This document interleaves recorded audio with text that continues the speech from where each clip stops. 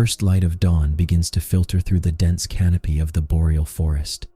A thick, cool mist clings to the surface of the swamp, moving slowly like a phantom across the dark, still water. The air is crisp, carrying the scent of damp earth, decaying leaves, and the sharp, clean fragrance of pine needles. Everything is quiet. The only sound is the soft, rhythmic drip of melting frost from the branches of towering spruce trees. This is the northern wilderness, a place where time seems to slow down, holding its breath in anticipation of the thaw. Deep within the shadows of a willow thicket, the forest floor is beginning to soften. The long, harsh winter is finally yielding its icy grip, and the landscape is preparing for the quiet renewal that defines this northern ecosystem. A shadow shifts among the reeds. It is a massive, dark silhouette, standing motionless as a sentinel in the morning fog. This is the moose, the titan of the north, perfectly adapted to the isolation of these wetlands. He stands knee-deep in the marsh, his large, splayed hooves providing stability on the soft, saturated ground. He does not move. He is waiting, sensing the subtle changes in the atmosphere. The moisture in the air tells him that the freezing nights are shortening and that the sap in the birch trees is beginning to rise. His presence is a testament to survival, an ancient silhouette that has remained largely unchanged for thousands of years. He is the master of this stillness, a creature built for patience in a world that thrives on the slow cycle of the seasons. The ancestry of the moose stretches back through the deep corridors of time, tracing a lineage that flourished during the Pleistocene epoch. Long before human civilization carved paths through these woods, the ancestors of the moose navigated the shifting climates of the northern hemisphere. They survived the encroaching ice sheets and the subsequent receding glaciers, moving alongside the mammoth and the muskox. Evolutionary biology reveals that these animals evolved with a unique set of traits specifically designed for high-latitude survival. Their skeletal structure is robust, built to carry immense weight across treacherous, boggy terrain. Over millennia, the species Alces alces carved out a niche that few other large mammals could occupy. They became the architects of the northern wetlands, their foraging habits shaping the growth of aquatic plants and the density of willow groves. Their history is etched into the very soil of the tundra and the taiga.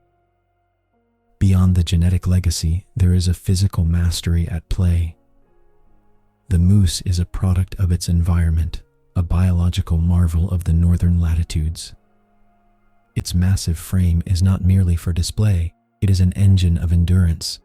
The long, spindly legs, which seem almost ungainly, are actually sophisticated tools for navigating deep snow and deep water. They act like stilts, allowing the animal to stride through swamps that would trap smaller creatures. The shoulders are reinforced with a powerful hump of muscle, providing the strength necessary to bull through thick brush or sustain a steady, rhythmic pace across uneven ground. Even the dark, coarse hair of its coat is a marvel of engineering, featuring hollow, insulating fibers that trap body heat against the sub-zero winds of the long winter. This animal is a living expression of the forest itself, perfectly attuned to the shifting chemistry of the wilderness. The habitat he occupies is a mosaic of nutrient-rich water and protective forest cover. The moose does not choose these regions by accident. The lakes and marshes of the boreal forest provide a bounty of aquatic vegetation, such as pondweed and water lilies, which are high in sodium, a vital mineral that is often lacking in the terrestrial forest diet. In the early spring, he will move from the deeper woods toward these shorelines, seeking out the first shoots of sedge and willow. This landscape is a sanctuary, providing both the fuel to grow and the water to evade predators. The rhythmic interplay between the dense, shadowy woods and the bright, reflective surface of the water defines the daily movement of the moose.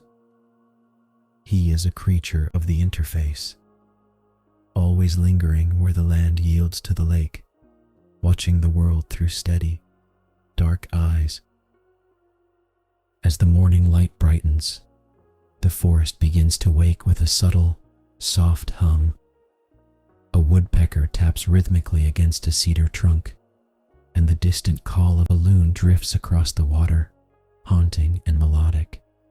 The moose remains unmoved by these small disruptions.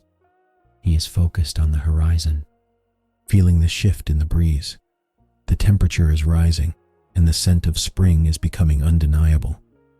There is a sense of impending change in the air, a transition that affects every living thing from the smallest moss to the largest mammal. He stands in the calm, a silent witness to the earth's slow awakening.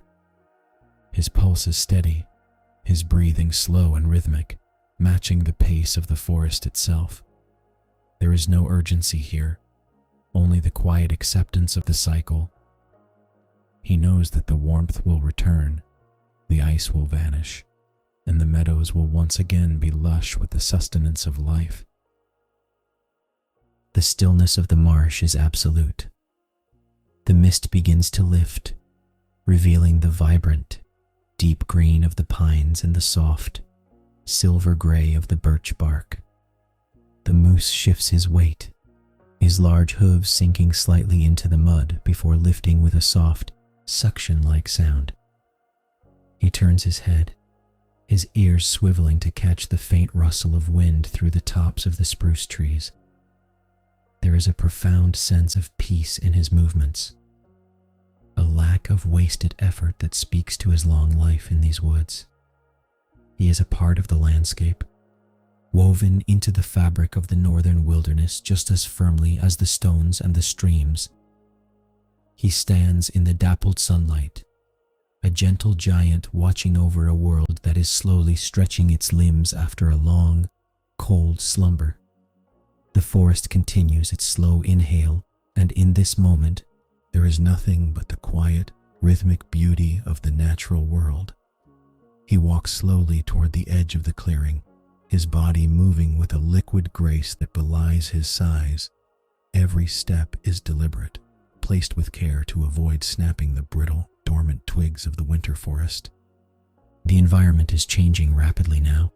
The ice on the shallowest parts of the marsh is turning to slush, and the underlying water is beginning to flow once more. This movement of water is life itself.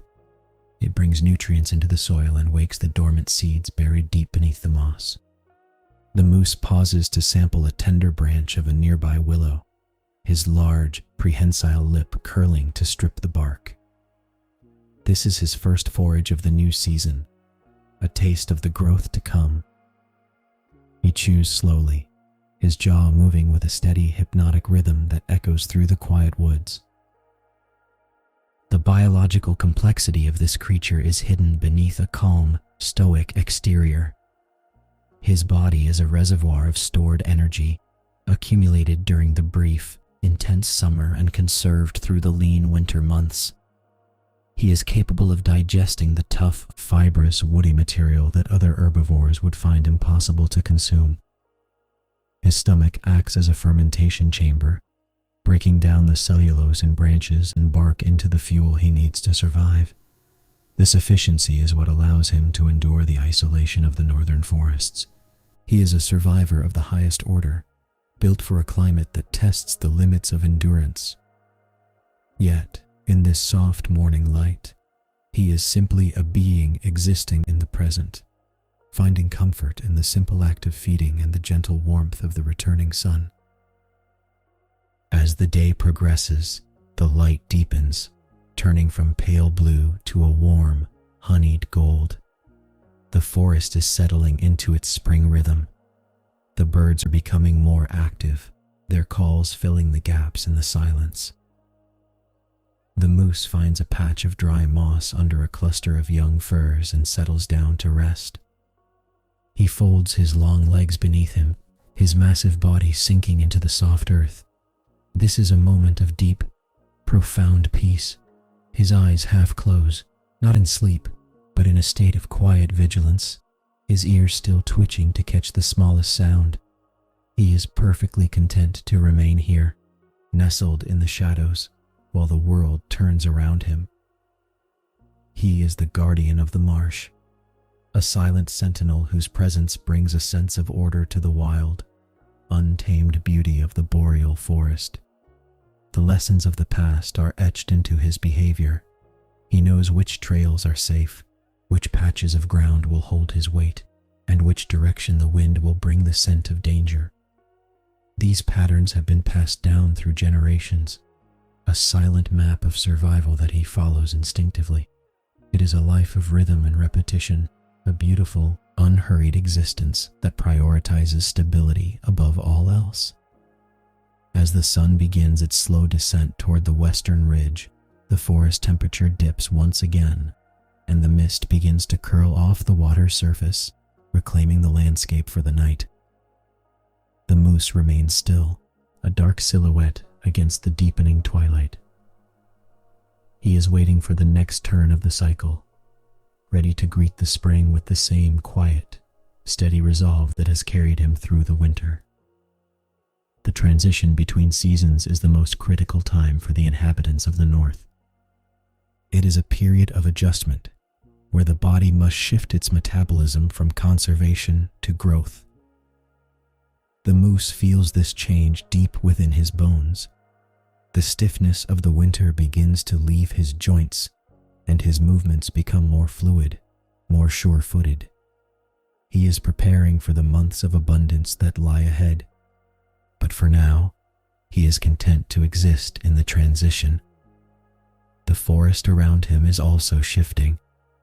The dark, somber colors of the cold months are being replaced by the subtle, pale hues of budding life. The air smells of wet stone and warming earth, a scent that speaks of beginnings and fresh starts. He breathes it in, his nostrils flared, connecting with the living pulse of the woods.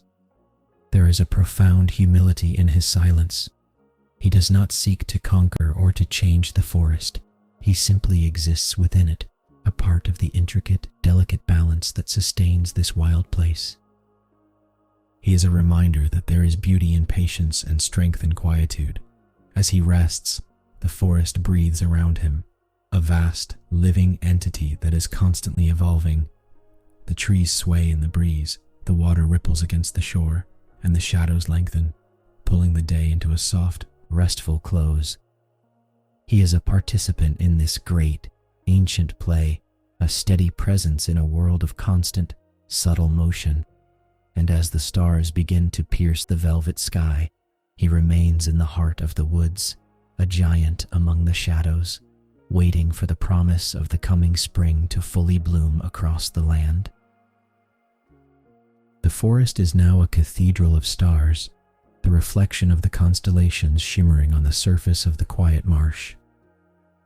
The silence is profound, broken only by the occasional snap of a freezing branch or the soft, distant cry of an owl. The moose stands in the center of this cosmic stillness, his form almost invisible in the dark. He is the anchor of this place, the living embodiment of the northern wilderness. He is neither rushing nor faltering. He is simply existing, a testament to the endurance of life in the face of the changing seasons. The winter was long, and the thaw is slow, but the certainty of renewal remains. He is part of that renewal, a piece of the vast interconnected tapestry of the boreal forest. In the deep, quiet heart of the night, he rests, knowing that when the sun rises again, it will bring with it the warmth of a new beginning. As the first hints of light touch the horizon, the cycle prepares to repeat. The moose stands, his muscles rippling under his thick, dark coat. He is ready to move, to explore the edges of the marsh and the depth of the woods. He is a creature of the earth and the water, a wanderer of the northern realms. His journey is a reflection of the land itself, steadfast, resilient, and enduring. He steps out from the shadows of the willow trees, his silhouette sharp against the morning sky, and begins his slow, deliberate trek toward the water. The day ahead will be filled with the same gentle rhythms of feeding, walking, and resting, a life lived in perfect harmony with the pulse of the forest. He is the moose, the silent giant of the north, and his story is the story of the woods themselves, an ancient, never-ending song of life in the wild. The physical form of the moose is a masterclass in biological engineering, sculpted by millennia of adaptation to the unforgiving boreal environment. His stature is impressive, yet every feature serves a distinct purpose in his daily survival. The most striking element of his appearance is the elongated, pendulous nose, which is packed with complex cartilaginous structures. This specialized snout is not merely for aesthetics, it acts as an auxiliary sensory organ. When he wades into the deep, nutrient-rich waters of the marsh, he can close his nostrils at will to prevent water from entering his nasal passages while he grazes on succulent aquatic plants submerged beneath the surface.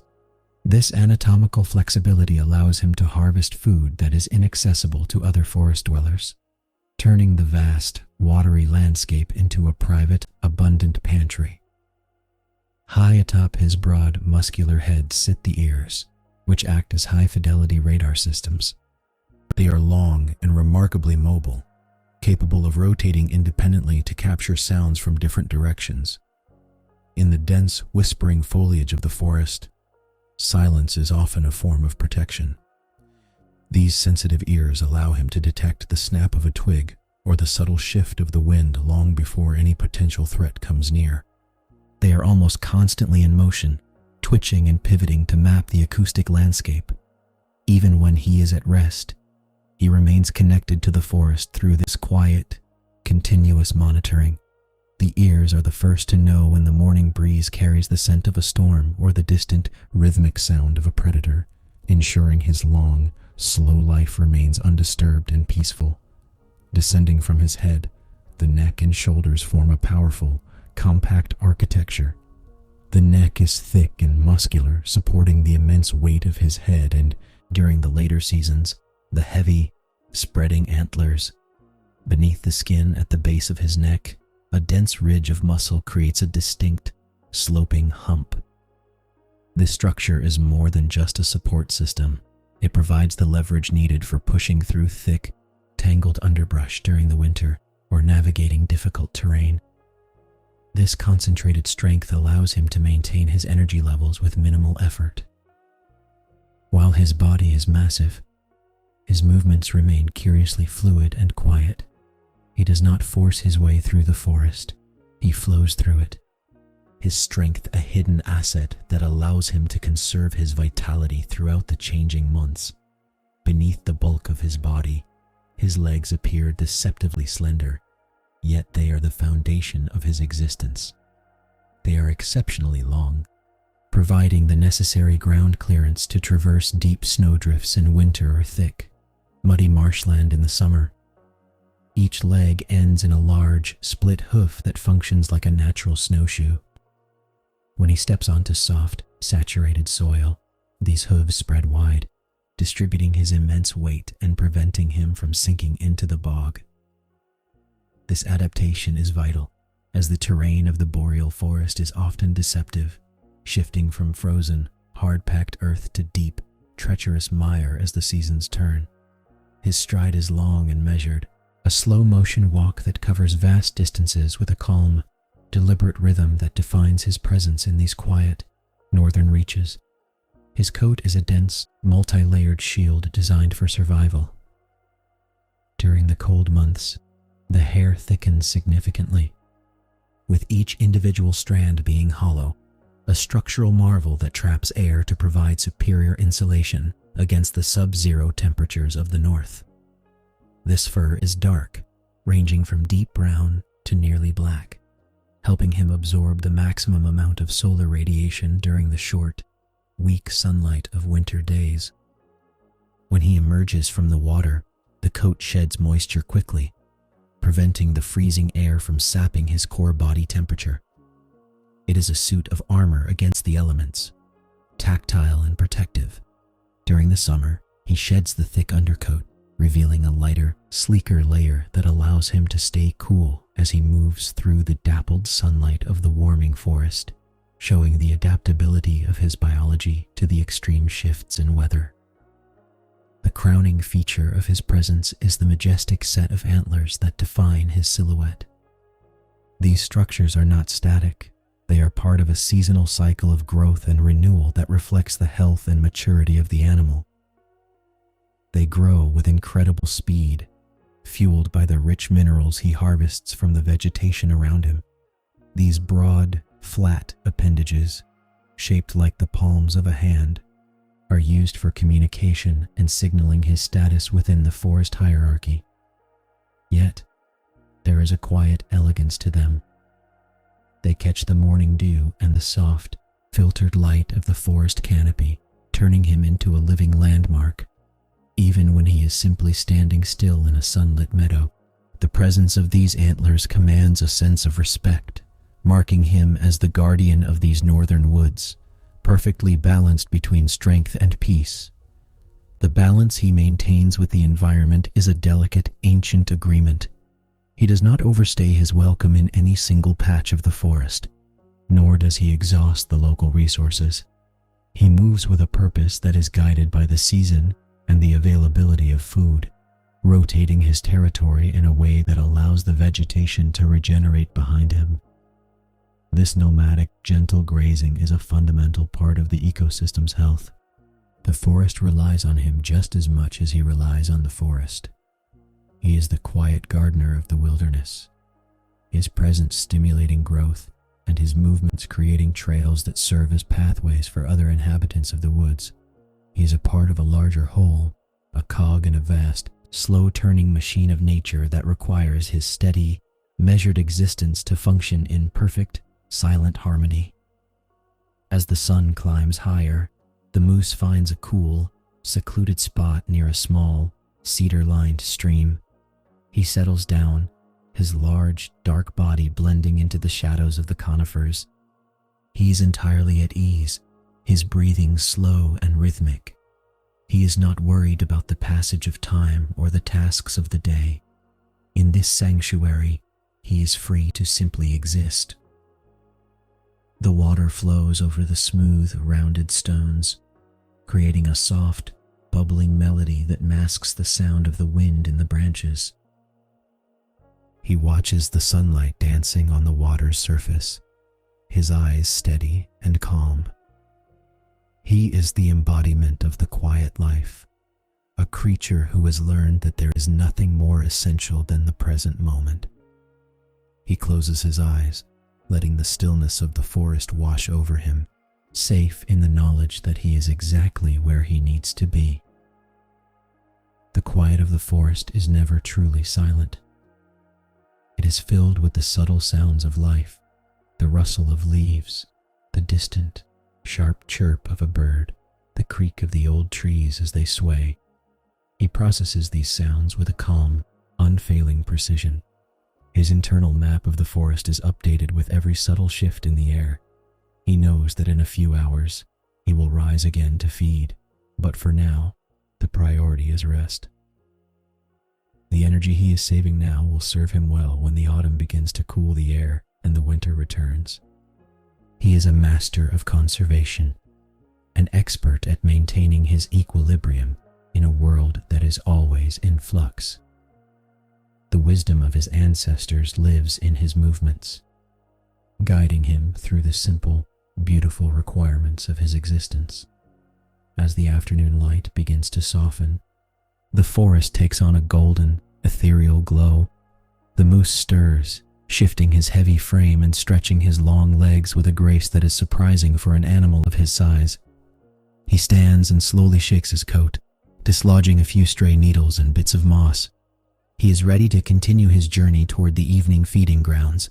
He moves toward the stream, his hooves making almost no sound on the needle-strewn floor. He is a shadow among shadows, a quiet giant moving through his own private world. There is a profound sense of purpose in his pace, a gentle drive to explore the next reach of the marsh, to find the next cluster of young, tender shoots. It is a simple life, free of complexity, defined by the basic, honest needs of nature. The ecosystem he inhabits is vast, stretching far beyond the horizon in every direction. It is a land of interconnected lakes, deep, ancient forests, and sprawling, silent wetlands. This is the only world he knows, and it is a world he loves. He moves through it with the confidence of one who is perfectly at home. There is no need for him to seek out anything beyond what the forest provides. The water, the trees, the air, all of it is enough. As he steps into the shallow water of the lake, the cool liquid rises to his knees, soothing and familiar. He dips his head, his wide nostrils flared as he tastes the water. It is crisp, cold, and clean. This is the flavor of his life, the essence of the North, and it is everything he could ever require to be healthy and strong. The cycle of his day is coming to a close, and the forest is preparing for the transition into evening. The light is beginning to fade, turning the sky into a palette of soft, muted colors, lavender, deep blue, and the fading remnants of gold. The moose stands in the shallows, a dark, silent silhouette against the darkening water. He is a part of this beauty, a living statue at the heart of the wilderness. The peace he feels is palpable, a heavy, comfortable blanket that covers the forest floor. He is content, satisfied, and at peace. As the first stars begin to emerge, he turns and slowly wades toward the shore, his path illuminated by the dim, ethereal light of the moon. He moves into the trees, disappearing into the protective embrace of the woods, ready to spend the night in the quiet, undisturbed sanctuary he has called home for all these many years. His life is a continuous, gentle flow, much like the water in the stream. It does not crash or struggle. It moves with the landscape, finding its way around obstacles and settling in the deep, calm places. He is a creature of endurance, a testament to the fact that the quietest lives are often the most resilient. As he settles down for the night beneath the thick, dark branches of a spruce, he feels the weight of the day lift. He is protected, he is fed, and he is a part of the forest.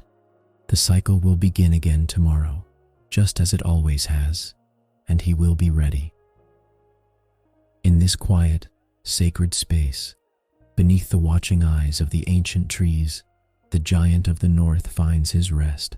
Everything is exactly as it should be, and the world is holding its breath in the cool, starry silence.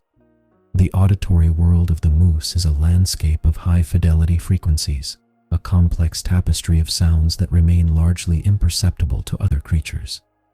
His senses are his primary interface with the forest, acting as a constant, subconscious radar. The power of his scent is perhaps his most critical tool. The olfactory bulb in his brain is massive, designed to process a staggering array of chemical signals carried on the wind. Long before he sees a change in the environment, he smells it. He detects the musk of a distant neighbor, the sharp, pungent aroma of ripening vegetation, or the metallic, cool scent of an approaching storm. This chemical map allows him to navigate the vast boreal expanse with total confidence, moving toward water or food sources that lie kilometers away, guided by an invisible, aromatic trail that only he can follow. Listening to the forest is an active, ongoing meditation for the moose. His ears are not merely passive organs, they are highly tuned instruments that filter the cacophony of the woods. He can isolate the sound of a falling leaf or the subtle vibration of a branch shifting under the weight of a bird, all while ignoring the background hum of the wind. This ability to hear through the forest allows him to maintain a state of calm awareness. When he stands in the marsh, he is listening to the heartbeat of the ecosystem. He recognizes the specific, low-frequency calls of his kind, and he can distinguish between the natural, rhythmic settling of the trees and the irregular, discordant noises that might indicate a predator. This constant, vigilant listening is the foundation of his safety, allowing him to live a life of quiet confidence.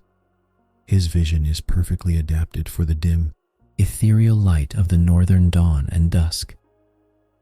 Unlike animals that thrive in the full brightness of midday, the moose possesses a tapetum lucidum, a specialized reflective layer behind the retina that intensifies even the weakest light. This allows him to see with surprising clarity in the deep shadows of the spruce groves or under the soft, silver glow of the moon. He does not see the world in high contrast color, but rather in shades of depth and motion. He is a master of detecting the slightest flicker of movement in the undergrowth. This visual sensitivity means that the world never truly goes dark for him. He simply shifts his perception, finding his way through the forest when the rest of the world has retreated into sleep. The moose has an incredible capacity for identifying seasonal changes through scent and sound. As the chemistry of the forest shifts, as the sap begins to flow in the birch or the fungi begin to bloom in the damp soil of autumn, he knows.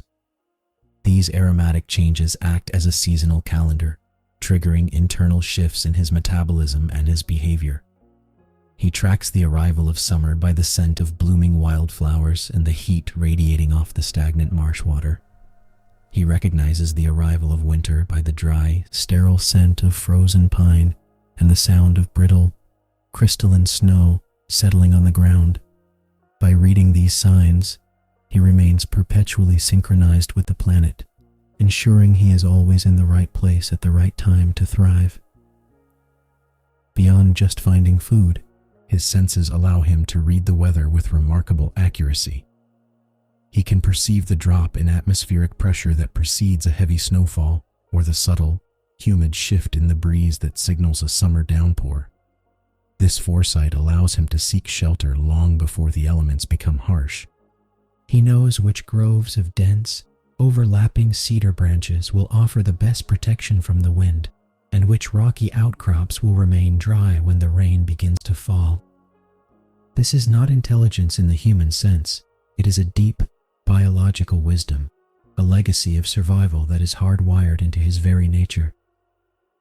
He moves through the forest as if he is reading a book, understanding the language of the clouds, the wind, and the earth. This chapter of his life is one of exploration, a journey through the vast, uncharted corners of his home range. He is young, yet his instincts are already finely honed. He begins to venture further from the safe, sheltered thickets where he spent his earliest days, testing the limits of his surroundings. Every step is an act of discovery. He learns the paths that lead to the hidden lakes, the valleys where the most tender willow shoots grow, and the high ridges that offer the best vantage points for observing the forest below. This exploration is not hurried. It is a slow, methodical expansion of his world. With each passing day, his mental map grows more detailed, and his connection to the wilderness becomes more absolute. He is becoming the master of his territory, one silent, careful step at a time.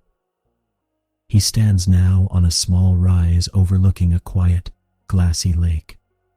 The water is perfectly still, acting as a mirror for the towering, dark silhouettes of the surrounding pines. He is sniffing the air, his long, sensitive nose twitching as he collects the data of the evening. The air is cool, and he can smell the water, the wet mud of the bank, and the faint, sweet scent of crushed clover. He is at peace here, suspended in the space between the forest and the lake. He is not looking for anything in particular. He is simply taking in the world. The lesson of his senses is one of presence, to be here, now, and to know that all is well. This is the essence of his existence, a life built on the quiet, constant appreciation of the natural world. The forest begins to settle into the night. The light on the lake turns to a deep, bruised purple, and the first stars appear, faint and distant. He remains motionless, a sentinel in the twilight. He is listening to the water lap against the shore, a sound so rhythmic and soft that it seems to lull the very trees to sleep. His senses, usually so active, begin to dim, turning inward as his body prepares for rest. He feels the cooling air against his fur and the gentle firmness of the earth beneath his hooves. He is not an observer of nature, he is a participant, as integrated into the forest as the roots of the trees themselves. In this moment, the boundary between the moose and the world around him disappears, leaving only the quiet, profound stillness of the north. He eventually turns away from the lake, his movements smooth and silent. He walks into the darkness of the trees, his body melting into the shadows. He knows exactly where he is going, a familiar, soft patch of ground beneath a large, protective hemlock. He arrives, circles once, and settles down. The transition from standing to lying down is slow and deliberate, a testament to his ease. Once he is down, he releases a long, soft breath. The day has been good, and the forest is quiet. He is content to let the world carry on without him for a few hours, secure in his hidden sanctuary. There is a deep comfort in this safety, a feeling of being perfectly aligned with the rhythms of the earth. He spends the night in a state of light, restorative rest. Even in his slumber, he is aware of the forest. If a branch were to snap nearby, his ears would twitch. If the wind were to shift in a way that carried the scent of a predator, he would be awake in an instant. But there is no such thing tonight. There is only the peace of the woods, the slow, cool breath of the night, and the steady, rhythmic cycle of his own life.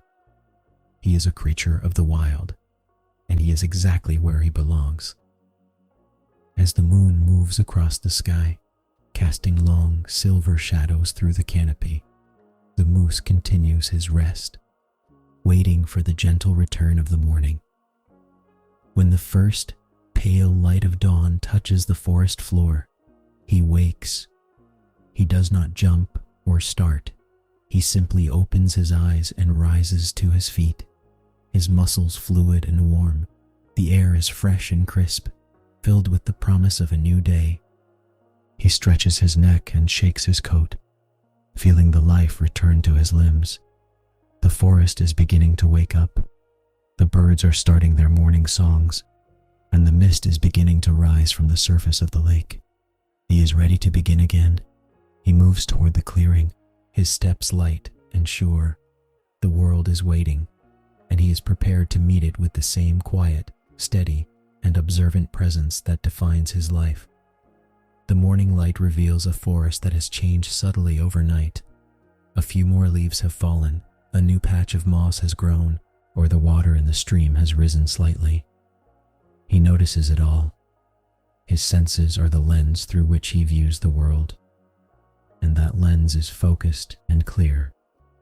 He navigates the changing forest with ease, finding his way to the best forage and the clearest water. He is a part of the constant, slow-motion evolution of the northern wilderness. As he feeds, he stops occasionally to look up, his ears turning to catch the wind. He is a beautiful, powerful creature, living a life of simplicity and profound, quiet grace in one of the most beautiful places on earth. The northern forest is defined by its vastness, a labyrinth of coniferous sentinels and expansive wetlands. This environment is the cradle of the moose, a landscape sculpted by ancient glacial movements that left behind deep, fertile basins and intricate networks of shallow lakes. Here, the geography is not merely a backdrop, it is a provider. The boreal forest provides a protective canopy, a dense tapestry of spruce, fir, and pine that breaks the intensity of the wind and filters the harsh sunlight into a soft, dappled glow. It is within these deep, shaded corridors that the moose finds his refuge, moving through the understory with a silence that masks his immense size. The marshes are the beating heart of his habitat. These saturated, sprawling plains of sedge, moss, and peat are the source of his most vital sustenance. In the summer, these areas teem with aquatic plants, water lilies, pondweeds, and milfoil, which are rich in the minerals he requires to maintain his strength. The moose is naturally drawn to these low-lying zones, finding a sense of security in the open, yet aquatic environment. When he stands in the center of a marsh, he is visible, yet inaccessible to many forest predators. The water acts as a buffer, a liquid border that he navigates with ease, his long legs providing a steady, reliable anchor against the shifting, muddy bottom. Riverbanks serve as the primary thoroughfares for his seasonal migrations.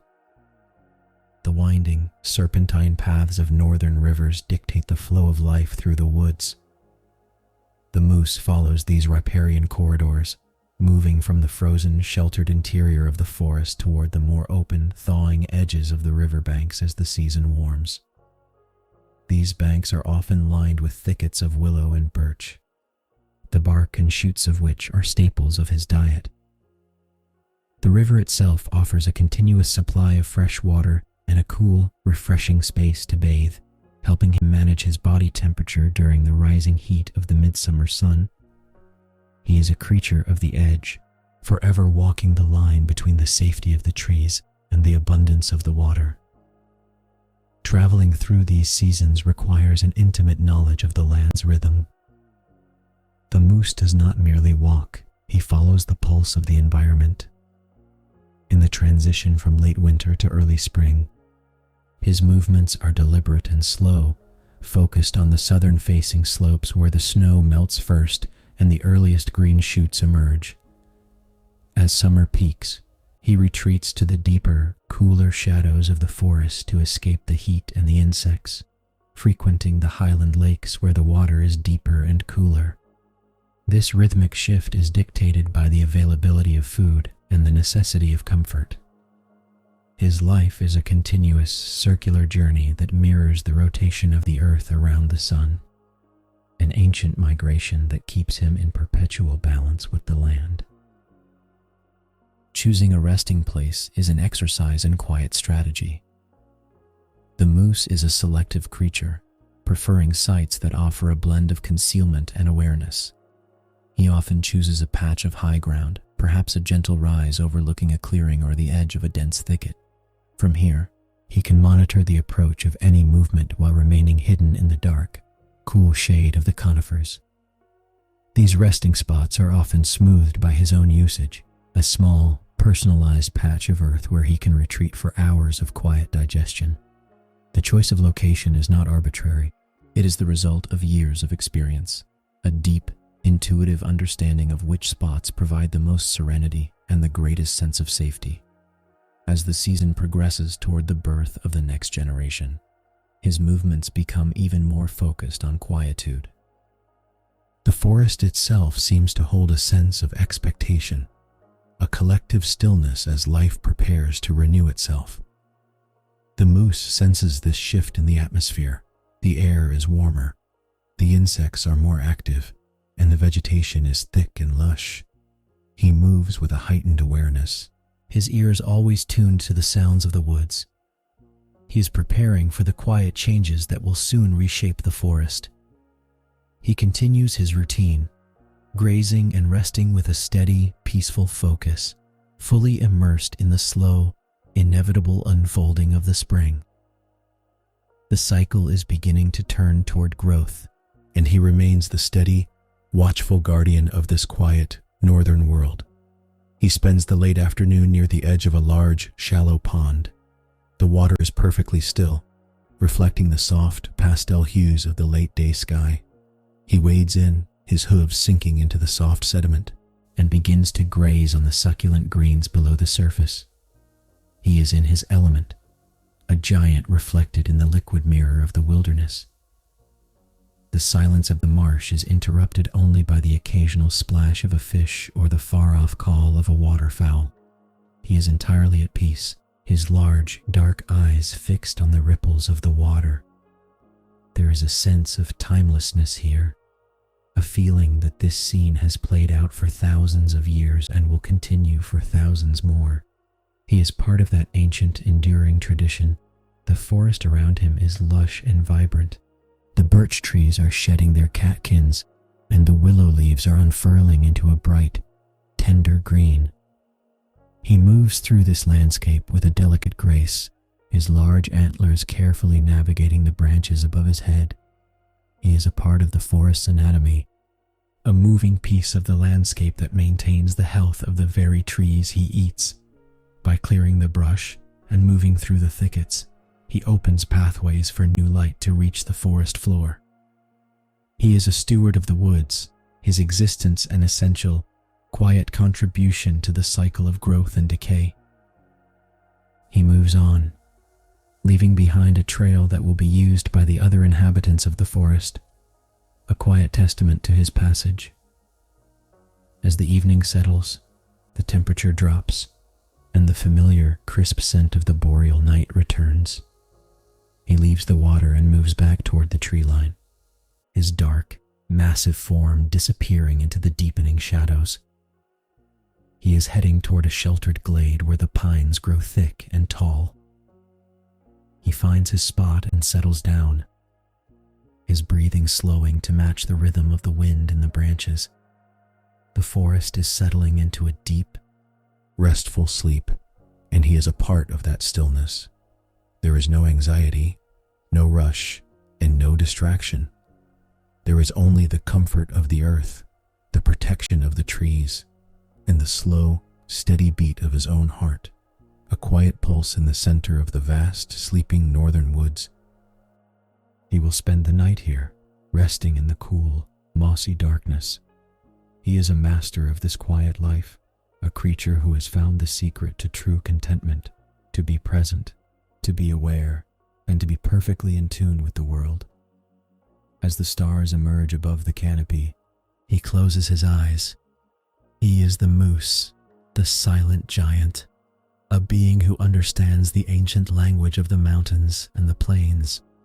He is at home in the wilderness, and in this quiet, sacred place, he is finally completely at rest. The world outside the forest continues its frantic pace, but here, under the watchful gaze of the moon, all is well. All is quiet, and all is at peace in the heart of the northern wild. When the morning light finally breaks through the density of the pines, he will rise, stretch his powerful limbs, and begin his day once more. The cycle of the forest is his life, and he will follow it with the same gentle, unwavering dedication he has shown for years. He will feed, he will walk, and he will observe, a quiet presence in the heart of the north. The forest is waiting, the marshes are calling, and he is ready to answer. It is a simple, beautiful life, and it is more than enough. The world is vast, the mystery is deep, and he is a part of it all, one steady, quiet step at a time. The northern wilderness will continue to thrive, and he will continue to be its silent, majestic inhabitant. The transition from the deep, lingering chill of late winter to the first, soft breath of spring is a profound moment in the northern wilderness. The forest floor, once locked in a rigid, icy embrace, begins to soften, turning into a patchwork of damp moss and thawing mud. Within this quiet transformation, a new life is preparing to emerge. The female moose, heavy with the weight of her pregnancy, moves with a newfound sense of caution and deliberate grace. She seeks the solitude of a secluded meadow, a sanctuary surrounded by dense, protective thickets of willow and birch. This place is known only to her, a quiet corner of the world where the pulse of the forest is slow, steady, and safe. She chooses a spot where the sun reaches the ground early in the morning, warming the earth and creating a gentle, comfortable nest in the tall, dormant grasses. The morning of the birth is marked by an extraordinary stillness. Even the wind seems to hold its breath, as if the entire forest is waiting for the arrival of the next generation. The air is filled with the scent of damp, waking earth and the faint, sweet perfume of emerging buds. The mother remains low to the ground, her movements minimal and calm. There is no urgency in her manner, only a deep, instinctive focus on the process unfolding within her. She is a creature of ancient rhythms, guided by biology that has been perfected over millions of years.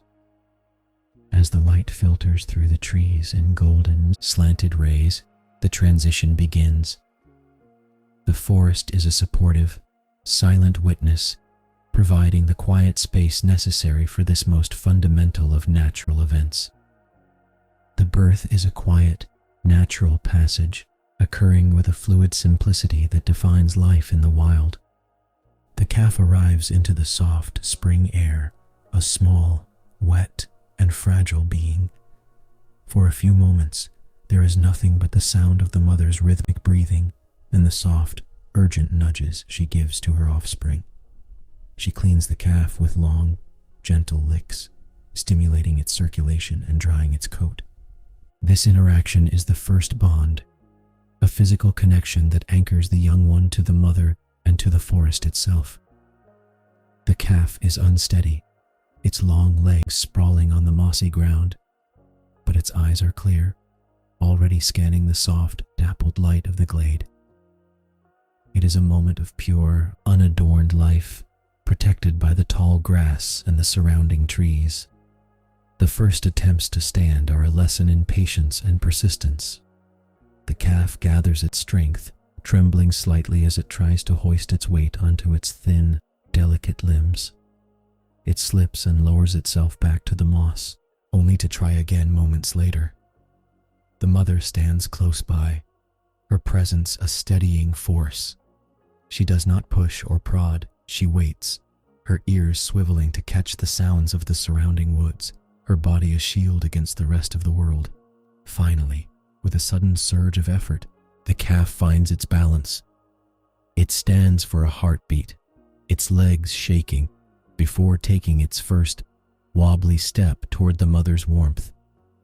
It is a triumph of instinct, a small, monumental victory in the quiet, unfolding story of the forest. The first feeding is a quiet, intimate ritual. The mother settles back into the soft grass, allowing the calf to find its way. The milk provides everything the young one needs, a concentrated source of energy that will fuel its rapid growth in the weeks to come. As the calf feeds, the mother remains watchful, her head held high, scanning the perimeter of the meadow. There is a profound sense of protection in her posture. She is the guardian of this new life, and her vigilance is absolute. The forest around them seems to embrace the pair. The birds begin their midday songs, and the rustle of leaves in the breeze serves as a soft, rhythmic lullaby. This is the beginning of a long journey, a life that will be defined by the seasonal cycles of the northern woods. The calf soon tires, its energy spent by the effort of standing and feeding. It finds a patch of sun-warmed earth tucked against the base of a birch tree and curls into a small, compact ball. Its camouflage is remarkable. Its light-spotted coat blends perfectly with the shifting patterns of light and shadow on the forest floor. It looks like a part of the landscape, a natural feature of the meadow. The mother steps a few meters away, remaining within sight but giving her calf the space it needs to rest. She begins to graze on the tender, nearby shoots, her jaw moving in that familiar, hypnotic rhythm. She is at peace, knowing that her offspring is safe and hidden. The cycle has renewed itself, and in the quiet heart of the spring, life continues in its ancient, steady, and beautiful way. As the sun begins to dip toward the horizon, the meadow is bathed in a soft, orange glow. The calf stirs, waking from its rest to look around at the world that is now its home. It is a new world, full of sounds, smells, and movements that it will spend the rest of its life learning to understand. For now, it is enough to be here, to be near the mother, and to feel the cool, evening air on its skin. The mother approaches, and they stand together for a moment, two figures in the quiet, darkening meadow. This is the start of their life together, a partnership that will take them across the vast reaches of the northern forests, through the heat of summer, the colors of autumn, and the deep, silent snows of winter. They stay in this meadow for several days, a period of quiet integration for the young calf. During this time, the calf becomes stronger, its movements more sure-footed and confident. It begins to explore the immediate area, investigating the scents of the plants and the sounds of the insects that buzz through the tall grass. It is learning the boundaries of its world, testing its senses, and discovering the joys of being alive. The mother remains close, a constant, reassuring presence. She teaches the calf through her own behavior, demonstrating where to find the best forage and how to move through the thickets without making a sound. The training is subtle, a silent passing of wisdom that has sustained their kind for generations. The bond between them deepens with every passing hour. There is a language of touch and scent that they share, a series of soft, nasal chuffs and gentle nuzzles that communicate safety and belonging. The calf follows the mother everywhere, its small form mirroring her movements. When she pauses to listen, it pauses. When she steps forward, it steps forward. They are a single unit, moving in harmony with the environment. As the days lengthen, they begin to venture further from the meadow, taking short, careful walks into the deeper parts of the woods. The forest is vast, but it is no longer an unknown place for the calf. It is a territory to be discovered, a home to be claimed. The nights are quiet and cool. They sleep together in the sheltered hollows, the mother's large body providing warmth against the drop in temperature. The calf is tucked against her side, safe from the dampness of the ground and the chill of the night air.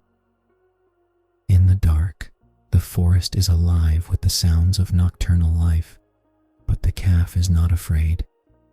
It has the mother's protection, a shield that feels as solid and reliable as the ancient trees themselves. In the silence of the woods, they rest, their breathing synchronized, two lives joined in the eternal, rhythmic dance of the wild. They are a part of the fabric of the forest, a thread of life that will continue to weave its way through the seasons. With each new sunrise, the calf grows a little more.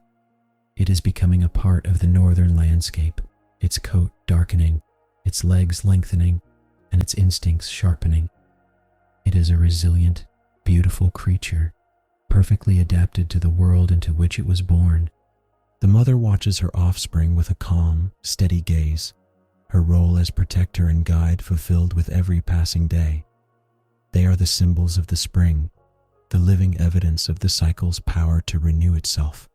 As they move together through the budding forest, they represent the future, a promise that the giants of the north will continue to roam these woods, moving with a quiet, majestic grace through the shadows of the ancient, towering pines.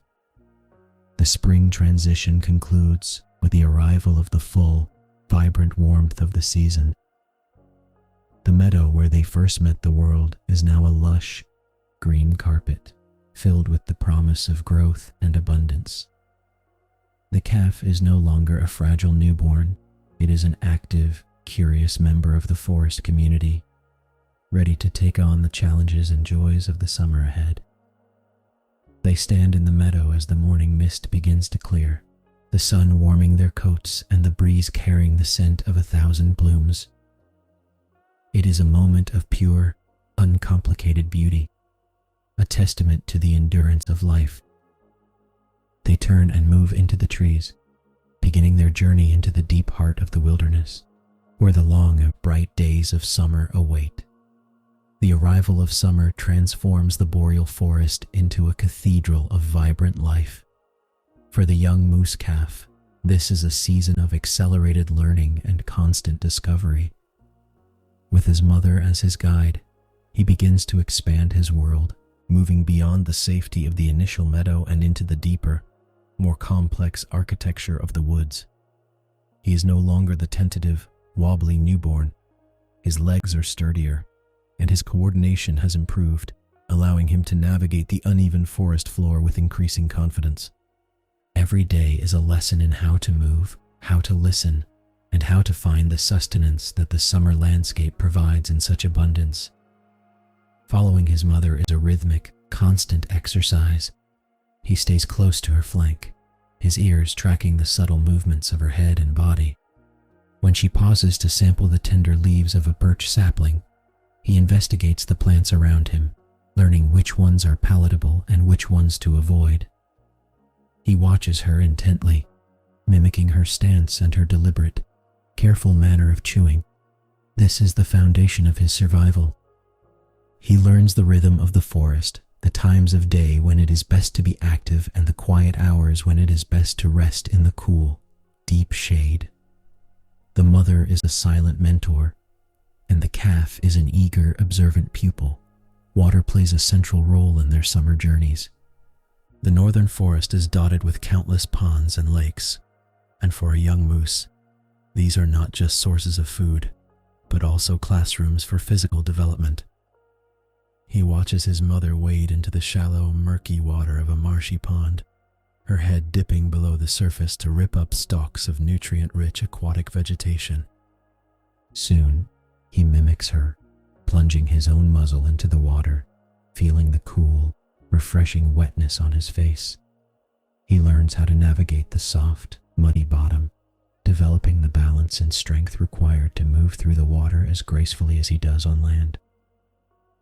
It is a vital skill, and he practices it with a curious, playful focus. As the summer sun reaches its peak, the forest becomes a bounty of sensory information. The calf is constantly learning to identify the diverse flora of his home. He is introduced to the high-protein leaves of the willow, the bark of the trembling aspen, and the various grasses that carpet the open clearings. His mother directs him to the best foraging spots, ensuring he consumes the minerals and calories necessary to fuel his rapid physical development. The forest is not just a place to live, it is a source of fuel. He learns that the quality of his growth depends on the quality of his intake, and he becomes increasingly selective, picking only the freshest, most succulent parts of the plants he finds. The evening hours provide a different kind of experience. As the heat of the day fades and the long, northern twilight settles over the land, the calf discovers the joy of movement. He finds space in the open meadows to run and leap, his long legs stretching out as he practices the full, fluid stride of his kind. His mother watches from the edge of the trees, her presence a quiet reassurance that allows him to let his guard down for a few brief, joyful moments. These are the times when he learns the limits of his own body and the sheer, exhilarating freedom of being a wild creature in a vast, open landscape. It is a time for play, a necessary aspect of his growth that builds both muscle and character. By the end of the first summer, the calf is a different creature. He has grown significantly, his frame filling out and his coat beginning to take on the thicker, coarser texture of his mother's. He has navigated the challenges of his environment, from avoiding the bothersome swarms of midges that gather in the heat to learning the safe routes through the dense thickets. He is no longer just a follower. He is a part of the forest community, a young individual who knows his way around his home range. He has learned to read the wind, to interpret the signs of the seasons, and to trust his own senses. He is ready for the coming change, for the crisp, cool air that will soon signal the end of the summer and the approach of the autumn. The transformation of the season begins subtly.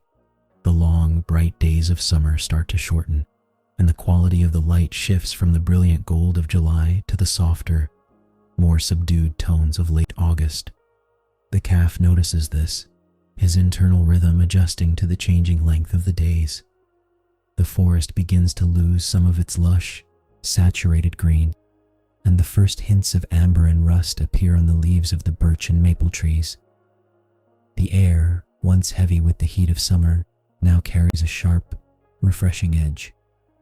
He feels the stirrings of this new season in the way the wind moves through the pines and in the way the local wildlife begins to prepare for the months ahead. He is now more capable than ever. His swimming has become strong and purposeful, and he can move through the forest with a quiet, efficient pace that mirrors his mother's. He has learned that the best way to move is to be deliberate, to avoid unnecessary noise, and to stay connected to the protection of the trees. He is learning the value of patience, of waiting for the right moment to emerge into a clearing, and of sensing the presence of other animals before they are even seen. He is an integral part of the northern ecosystem, a living example of the vitality that defines the boreal woods. As the first frost begins to settle on the grass at night, he remains unfazed, his body and his instincts perfectly prepared for the challenges to come. The mother and calf often spend hours together in quiet, contented proximity. They lie in the soft, shaded glades, their breathing slow and calm. They are two of a kind, linked by a bond that is both physical and intuitive. The calf has absorbed much from her, from the way she approaches a water hole to the way she stands guard against the night. He is becoming her shadow. Yet he is also forging his own path. He is a testament to her success as a mother, and she is the foundation of his resilience. Together, they represent the enduring strength of their species, a legacy that continues to thrive in the quiet, expansive heart of the northern wild. As the summer draws to its inevitable close, there is a sense of accomplishment in the air. The season has been generous, providing the food and the shelter needed to nurture the young calf into a healthy, strong, and capable individual. The forest is preparing for the rest of the year, its energy turning inward, but for now, there is still enough warmth to enjoy. The calf spends his last summer days grazing in the sun-drenched meadows, savoring the late-season clover and the cooling water of the marshes. He is satisfied and content, fully immersed in the rhythm of the life he was born into.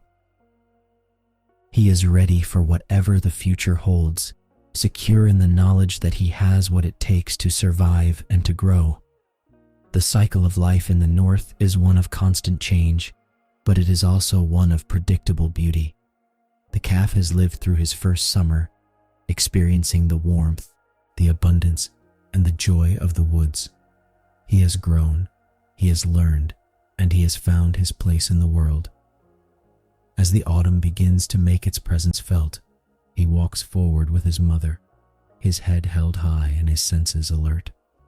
He is no longer a small, fragile calf.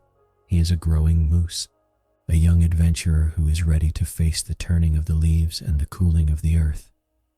The wilderness waits for him, and he is ready to embrace it with the same quiet, steady, and resilient spirit that his ancestors have shown for countless generations. He stands for a moment at the edge of the lake, looking out across the expanse of the dark, reflective water. The sun is setting behind the western trees, casting a long, beautiful shadow that stretches across the surface of the pond. He feels the cool breeze on his face and the strength in his legs.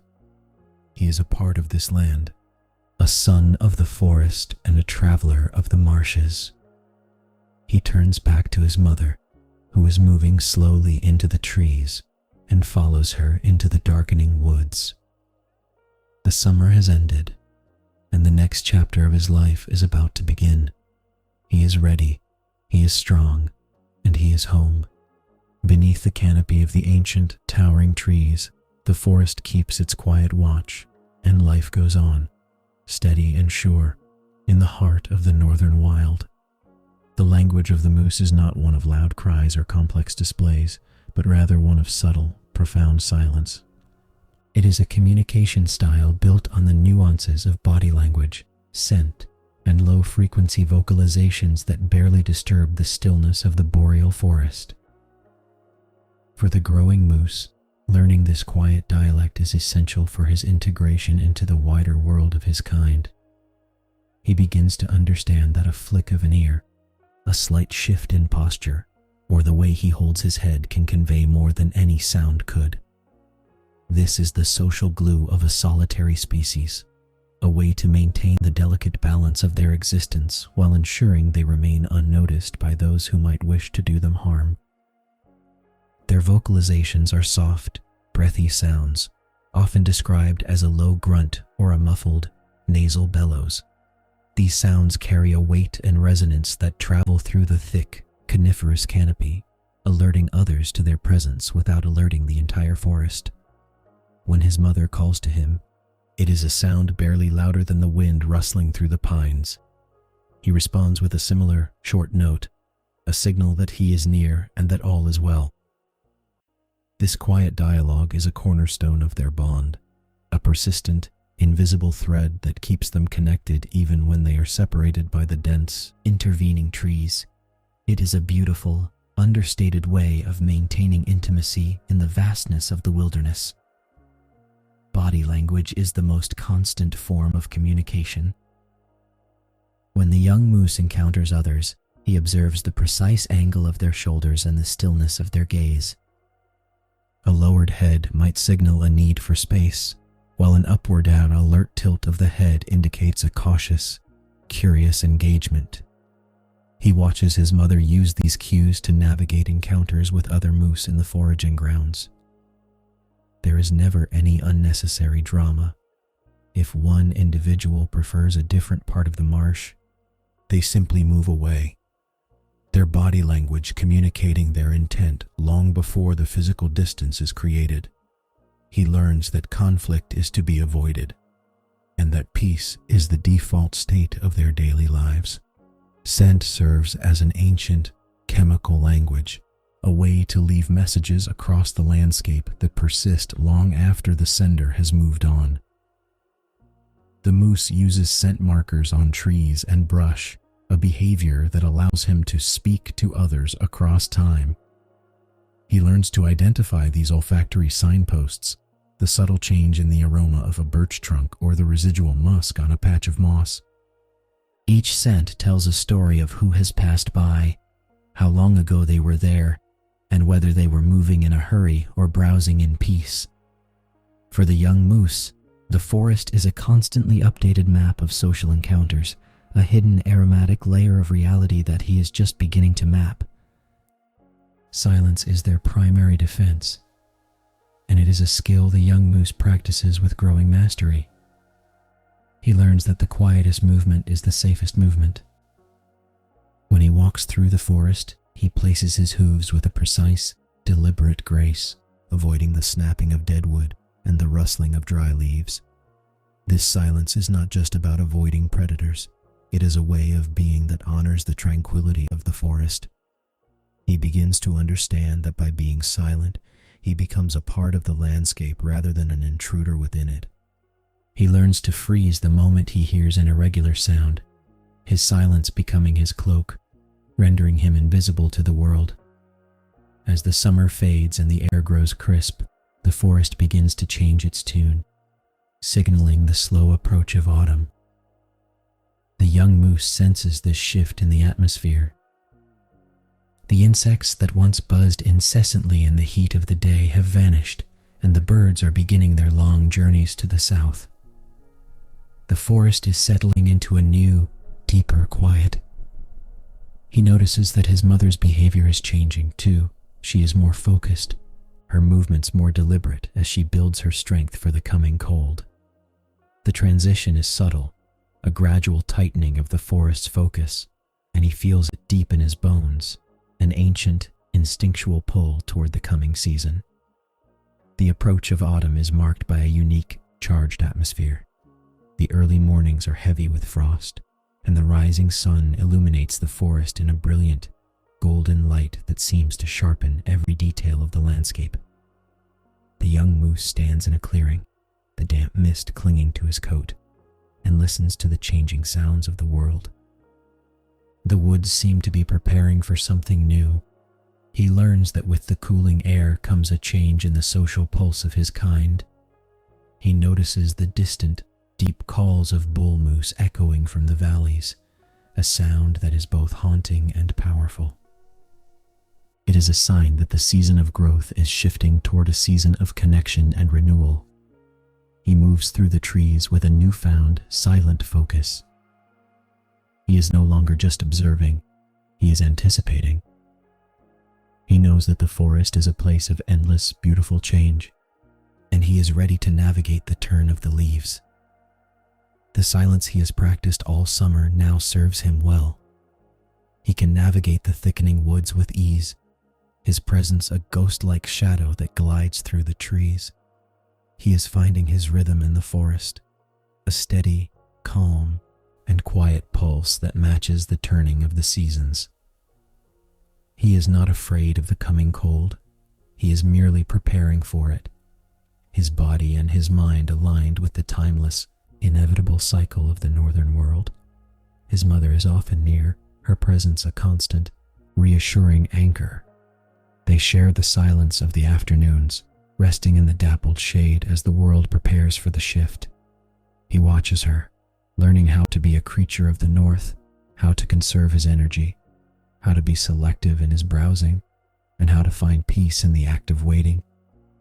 She is his link to the past, the one who carries the wisdom of the countless winters that have shaped their kind. In the quiet, she teaches him more than any sound could convey, her very presence a lesson in resilience and grace. He is learning what it means to be a moose, a quiet giant in a beautiful, demanding land. As the dusk deepens into the purple hues of a late September evening, they move toward the water. The lake is perfectly still, a mirror for the rising moon. They drink deeply, the water cold and refreshing, and stand for a long moment, looking out at the vast, darkening landscape. The air is so still that every ripple they make in the water seems to travel for miles. It is a moment of pure, untarnished connection to the wilderness. They are two of a kind, linked to this place and to each other in a way that feels ancient and absolute. There is nothing to say, the silence speaks for itself, a shared language of existence that needs no further explanation. The night is cool, promising a frost by morning. They retreat to the shelter of a dense, dark grove of spruce, where the branches overhead provide a roof against the coming cold. They settle into the soft, needle-strewn ground, their forms blending perfectly with the shadows of the woods. The forest is quiet, save for the occasional, distant rustle of an owl's wings or the gentle sigh of the wind in the needles. He closes his eyes, the image of the moonlit lake still fresh in his mind. He is at home, he is safe, and he is a part of the enduring, beautiful rhythm of the north. The night passes in a blur of peaceful, restorative rest, the world outside waiting for the return of the sun. When the morning arrives, it brings a fresh, sparkling light that touches every needle and leaf with silver frost. He rises and stretches, his body feeling strong and supple in the crisp air. The day ahead will be another opportunity to learn, to grow, and to move through the woods with the quiet, deliberate grace that defines his life. The forest is waiting, the marshes are calling, and the cycle continues, steady and sure, a beautiful, never-ending song of life in the north. He steps out into the morning, a young moose finding his way, guided by the silence, the wind, and the ancient, beating heart of the wild, northern woods. The search for food in the boreal forest is a disciplined, methodical process that dictates the daily rhythm of the moose. As the seasons begin to transition toward the later months, the young moose learns that his survival depends on his ability to identify and harvest a diverse array of nutrients from a landscape that is constantly shifting in its offerings.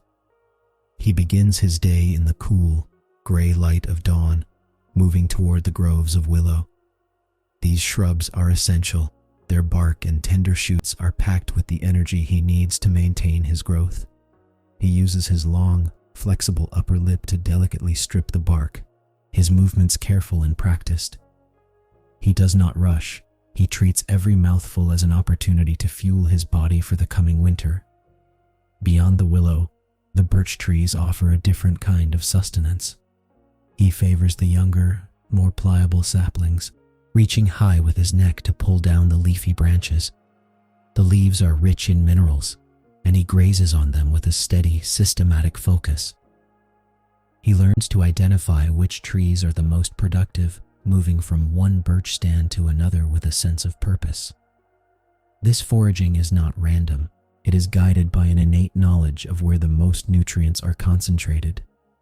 He spends hours in this quiet pursuit, his jaw moving with a rhythmic, hypnotic sound that serves as a soft, comforting backdrop to the quiet of the morning forest. The aquatic plants are the true treasures of the summer and early autumn. When he reaches the edge of the deeper lakes, he finds patches of submerged pondweed and water lilies that are thick and verdant. He submerges his head, his wide nostrils flared as he hunts for these plants beneath the surface. When he emerges, water cascading from his muzzle, he brings with him a mouthful of dripping, dark greens. These plants are essential for his intake of sodium, a mineral that is often difficult to find in the terrestrial environment. He understands that the water is the source of his strength, and he navigates the muddy banks with a confidence that only comes from deep, practical experience. Grazing at dawn is his preferred routine, as the air is still and the insects are dormant. The silence of the morning is absolute, and he is a part of it, a dark, massive silhouette against the pale, misty background of the marsh. He moves slowly, his head low as he inspects the ground for the most succulent mosses and grasses. He has learned to test the ground before he commits his weight, ensuring that he can access the best patches of forage without sinking too deep into the soft, saturated earth. This is the life of a creature built for the wetlands, a life that requires patience, balance, and a quiet, unrelenting focus on the sustenance that the forest so generously provides. As the months progress, he learns that the food sources change along with the landscape. In the height of the summer, he focuses on the leafy greens and the aquatic plants, which are easy to digest and full of moisture. As the autumn arrives and the frost begins to touch the forest, he shifts his diet toward the woody parts of the plants, the twigs, the bark, and the buds that remain once the leaves have fallen. This transition is critical. It is how he prepares his body for the cold. He is learning to read the forest's signals, understanding that when the leaves begin to turn, the menu of the woods is changing. He is becoming a specialist in his environment, a master of finding nourishment in a world that is always in transition. Returning to the water remains his most frequent habit. Even as the days grow shorter, he finds comfort in the lakes and the rivers. The water is more than just a source of food. It is a place of calm, a sanctuary where he can stand in the middle of the marsh and watch the world go by. He feels the coolness of the water against his legs, a sensation that is grounding and familiar. He is a part of this aquatic world, an animal who moves as surely through the marshes as he does through the pines. As he grazes, he is at peace, his large, dark eyes reflecting the still surface of the pond. He is the guardian of the marsh, and in this quiet feeding hour, he is entirely and perfectly at home. His digestion is a marvel of biological efficiency. After his long, slow sessions of grazing, he often retreats to a quiet, shaded grove to rest. Here, he engages in the process of rumination, rechewing the fibrous material he has consumed. This is a time of deep, profound stillness. He lies with his legs tucked beneath him, his head resting in a position that allows him to chew with ease. The forest is quiet around him, and he is fully immersed in the internal, rhythmic work of his body. He is building his strength, layer by layer, day by day. He is preparing for the winter, ensuring that every ounce of energy he has gathered is put to the best possible use. The quiet of the forest is his constant companion during these long, feeding hours.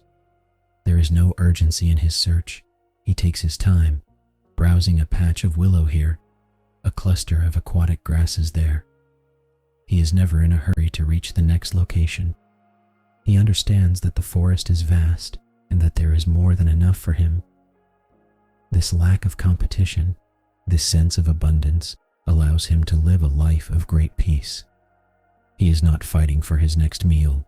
He is participating in the natural, orderly cycle of the woods. He is a creature who has found his place in the world, and he moves through it with the confidence of one who knows that he is well provided for. As the afternoon light begins to wane, he finds a spot to settle for the evening. The transition from active feeding to quiet rest is seamless. He finds a soft, needle-covered patch of ground beneath a cluster of hemlocks and lays down. He releases a long, soft breath, feeling the tension of the day leave his muscles.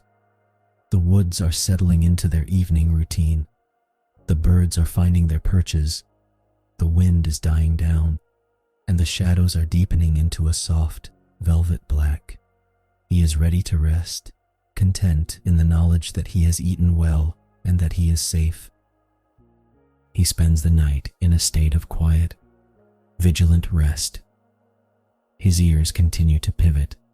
His nose continues to process the scents of the forest, and his mind remains subtly aware of his surroundings. Yet he is deeply, profoundly at peace. He is not worried about the cold or the darkness. He is a part of the forest, and he trusts in its protection. As the moon rises, casting a pale, silver glow over the tops of the trees, he remains in his sheltered glade, a silent, powerful presence in the heart of the northern woods. The cycle will begin again when the sun rises, and he will be ready, steady and sure, to continue his life in the wild. The forest continues to breathe around him, a vast, living system that is always in motion. He is a part of that motion, a quiet, essential piece of the puzzle. He is learning that life is not about the end goal, but about the quality of the journey itself, the act of grazing, the feeling of the water, the comfort of the shade, and the peace of the night. He is becoming a master of his own life, a creature who understands that there is beauty in the simplicity of existence. As he sleeps, the forest keeps its watch. The stars turn in their slow, ancient arc, and the promise of the coming morning keeps the heart of the wilderness beating with the certainty of new beginnings. The feeding ritual of the moose is a testament to the patient, methodical nature of his existence. As the season deepens, he spends hours standing amidst the reeds, his head held low as he explores the underwater garden of the lake. He is not merely eating, he is curating his environment. By selecting specific aquatic plants, he balances his intake of minerals and moisture. He moves with a liquid, almost ghostly motion, his large hooves sinking into the soft silt of the lake bed before lifting with a quiet, releasing sound. Each mouthful is chewed with a steady, rhythmic cadence, a sound that harmonizes with the gentle lapping of the water against the shore. This is the soundtrack of his life, a slow, hypnotic rhythm that echoes through the quiet corridors of the wilderness. Rumination is the hidden work of his day, a period of inward focus where he processes the dense, fibrous materials he has collected. He chooses the most secluded spots for this, usually where the shade is deepest and the forest floor is cushioned with a thick layer of moss. As he rests, his jaw moves in a continuous, circular motion. It is a time of profound reflection. His ears remain active, swiveling like radar dishes to catch the distant, melodic song of a thrush or the rustle of a squirrel in the canopy. He is the master of efficiency, turning the tough, woody resources of the boreal forest into the fuel required for his massive body. This is a quiet, contemplative act, a physical manifestation of his deep connection to the land. The rest period during the heat of the day is a sacred time. He finds a sheltered nook near a flowing stream where the air is naturally cooler and the sound of bubbling water creates a peaceful, ambient barrier between him and the outside world. He lies with his heavy head resting on the earth, his eyes watching the play of light on the forest floor. He is entirely at ease, his body completely relaxed. This state of rest is not a sign of inactivity, it is a vital part of his strategy. He is conserving his strength, allowing his body to rebuild its energy reserves. In this state of total repose, he is the living definition of the silent, northern giant, perfectly at peace with the solitude of the woods. As the energy of the day builds, he prepares for his next movement. He does not jump to his feet. He rises in a series of graceful, measured steps, shaking his coat to clear away any loose needles or debris. He is invigorated and ready to navigate the next stretch of his territory. His belly is full, his muscles are fueled, and his senses are primed. The forest is a place of endless possibility, a home that he knows as well as he knows his own movements. He begins to walk toward the edge of a meadow, his gait steady and sure.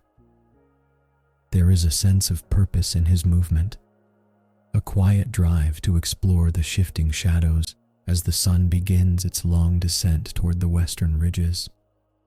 He understands the seasonal requirements of his metabolism better than any external force.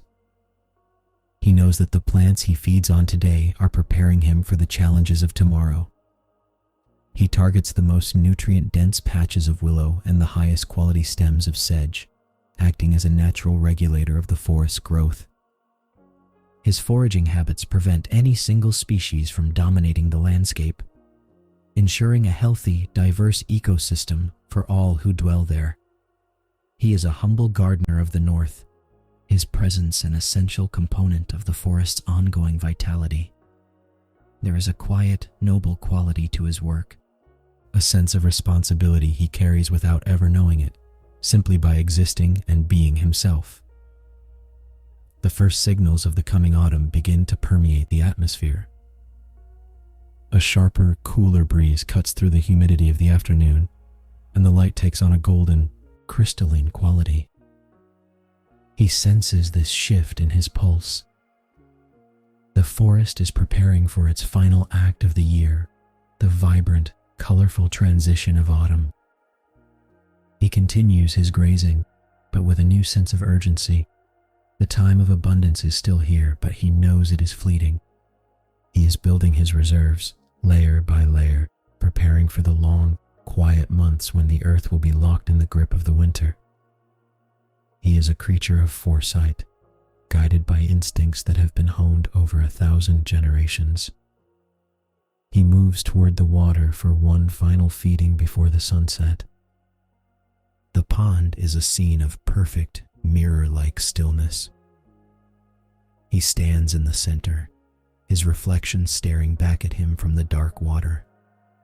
He dips his head, and the surface ripples, shattering the image into 1,000 shimmering fragments. This is the essence of his life, an interaction between the land, the water, and his own quiet, steady presence. He is a part of this beauty, a living element of the northern landscape. As he eats, the sun begins to kiss the tops of the pines, turning them into pillars of fire against the deepening blue of the sky. He is a silhouette of peace, a giant at rest in the center of the world. As the daylight vanishes, he makes his way to his chosen glade. He navigates the dense, dark woods by memory, his hooves finding the familiar paths without a moment of hesitation. The air is now truly cold, a reminder that the seasons are in motion. He finds his spot and settles down, the weight of his body sinking into the soft needles. He is safe. He is satisfied. He is ready to let the night take over. The forest is quiet. The shadows are long, and the world is holding its breath. He feels the cooling ground beneath him and the shelter of the trees above, and he drifts into a light, restorative sleep. The stars emerge, one by one, painting the sky in a map of ancient light. He sleeps in the heart of this, his form nearly invisible against the deep green of the conifers. He is the guardian of the north, the silent giant whose presence defines the spirit of these woods. There is no need for him to be anywhere else. Here, in the heart of the wilderness, he is exactly who he was meant to be. A creature of strength, a master of peace, and a part of the vast, interconnected web of life that stretches from the frozen lakes to the highest, snow-dusted peaks. The forest keeps its quiet watch, and he continues his rest, steady and sure, in the heart of the northern wild. The cycle of the day is complete, the cycle of the season is progressing, and the cycle of his life is unfolding with the slow, inevitable grace of the tide. Everything is at peace, everything is in order, and as the night deepens, the stillness becomes a song, a quiet rhythmic hum that resonates through the trees and the marshes, telling the story of the moose, the silent, majestic giant of the northern forest. The years of growth are a slow, steady progression of physical and mental maturation, marked by the gradual deepening of the young moose's connection to the wilderness. He is no longer the calf who relied solely on his mother's presence. He is now a developing individual, his body growing in stature and his instincts sharpening into reliable tools for survival. His frame is filling out, his shoulders broadening, and his legs, once spindly, now carry his weight with a powerful, rhythmic grace. Each season brings a new stage of physical strength, allowing him to traverse terrain that would have been daunting only a short time ago. He is transitioning from a follower of the paths to an architect of his own journey. His physical development is most evident in the gradual hardening of his constitution. His coat, which shifts with the turning of the seasons, becomes thicker and more resilient, providing a robust barrier against the increasingly harsh northern elements. He learns to manage his body temperature, finding the best shelters during the damp, chilling rains of late summer and the crisp, biting frosts of early autumn. This is a time of immense physical change, driven by the rich nutrition he gathers from the forest. He is building the reserves he will need for the trials of adulthood, a process that is as much about metabolic efficiency as it is about physical growth. The emergence of his first small, velvet-covered antlers is a significant milestone in his life. These initial buds, small and unassuming, represent the beginning of his transformation into a bull. He feels a strange, new sensation upon his head, an itch and a burgeoning weight that will define his future interactions within the forest. He treats these growths with care, avoiding the dense, tangled thickets that might catch them. This is the start of a new biological rhythm, one that will eventually lead him into the competitive and social complexity of the breeding season. For now, they are a sign of his growing maturity, a quiet promise of the strength he will one day wield. His independence from his mother grows by degrees, an unhurried separation that feels entirely natural. They continue to share the same home range, and they often graze in close proximity, but he begins to spend more time exploring the periphery of the marsh on his own. He is learning to trust his own senses, to verify the direction of the wind, to assess the safety of a new clearing, and to choose his own resting spots. This is not a sudden departure, but a gradual widening of his orbit. He is becoming a master of his own movements, a young adult finding his footing in a world that is as demanding as it is beautiful. This period of growth is also a mental expansion. He is constantly updating his internal map of the forest. He learns that a specific stand of hemlock provides the best shade during the heat of midday, and that a certain high ridge offers a vantage point where he can watch the movement of the forest below without being seen. He learns the rhythm of the local wildlife, understanding which signs indicate the presence of other animals and which simply represent the natural shifting of the woods. His world is expanding from a simple loop of foraging and resting into a complex, nuanced territory that he understands with total, intuitive clarity. As he approaches his first true autumn, the atmosphere of the forest seems to charge with a different energy. He hears the deeper, more resonant calls of older bulls echoing through the valleys, a sound that triggers something ancient and deep within his own biology. He is not yet ready to participate in these displays, but he listens with a new, heightened level of attention. He understands that the forest is not just a place of food and rest, it is a social landscape, governed by a set of rules and hierarchies that he is just beginning to comprehend. This realization adds a layer of depth to his awareness, a newfound gravity to his quiet, steady presence. He finds himself spending more time in the quiet, secluded groves, observing the patterns of the forest from a distance. There is a sense of preparation in his actions. He knows that his life is changing, and he is ready for the next phase. He spends hours in the soft, golden light of the afternoon, simply standing and looking out over the marsh. He is a young bull in the making, his potential growing with every passing day. His strength is steady, his focus is unwavering, and his connection to the wilderness is absolute.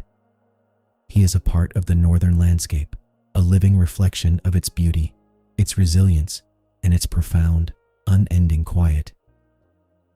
As the days grow shorter, the temperature drop brings a new level of alertness to his movements. He is becoming faster, more agile, and more aware of his surroundings. When he moves through the underbrush, his steps are silent and fluid, a testament to the skill he has cultivated over these past months. He is a young master of the northern woods, moving with a confidence that is earned through daily experience. The forest, in turn, seems to recognize him as a part of its own rhythm. The birds do not flee at his approach, and the wind seems to carry his scent as if he were just another familiar, essential element of the wild. The bonds of his early life are shifting, becoming memories that inform his future. He still shares a gentle, quiet acknowledgement with his mother when they cross paths in the meadow, a brief, silent recognition of their shared history. But his gaze is increasingly directed forward, toward the vast, unexplored stretches of the forest that lie beyond the horizon. He is ready to see what lies in the deep valleys and the hidden, alpine reaches of the north. He is a creature of the wild, and his instinct is to move, to grow, and to eventually claim his place in the grand, timeless narrative of the forest. As the sun sets, casting long, purple shadows across the landscape, he finds a spot to rest for the night. He is tired, a healthy, physical exhaustion that feels good in his limbs. He settles down beneath a tall, sheltering spruce, its branches providing a perfect canopy against the chill of the night. He is content. He has learned much. He has grown strong, and he is ready for whatever comes next.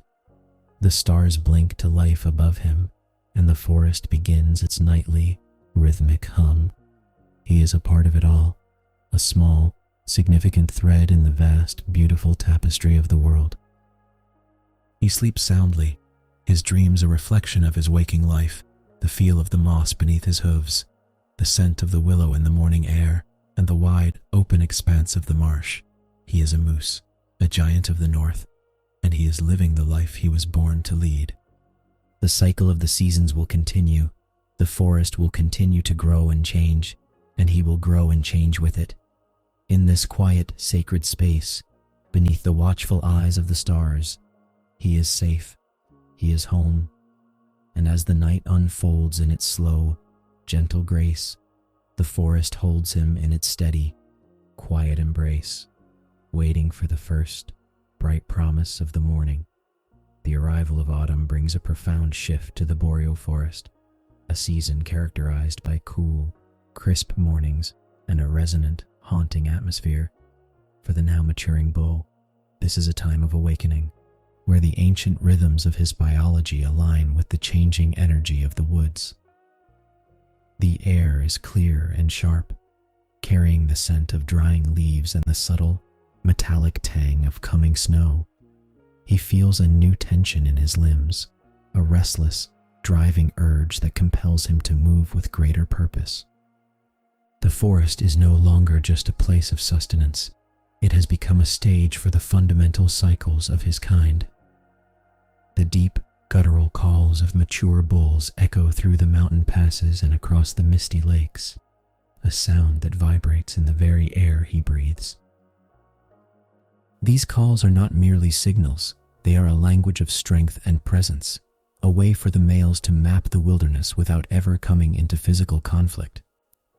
The young bull listens, his ears swiveling to pinpoint the direction and the intensity of each sound. He is learning to gauge the maturity and the status of his peers simply by the pitch and frequency of their voices. It is a social hierarchy dictated by sound, an invisible, auditory web that spans the entire forest.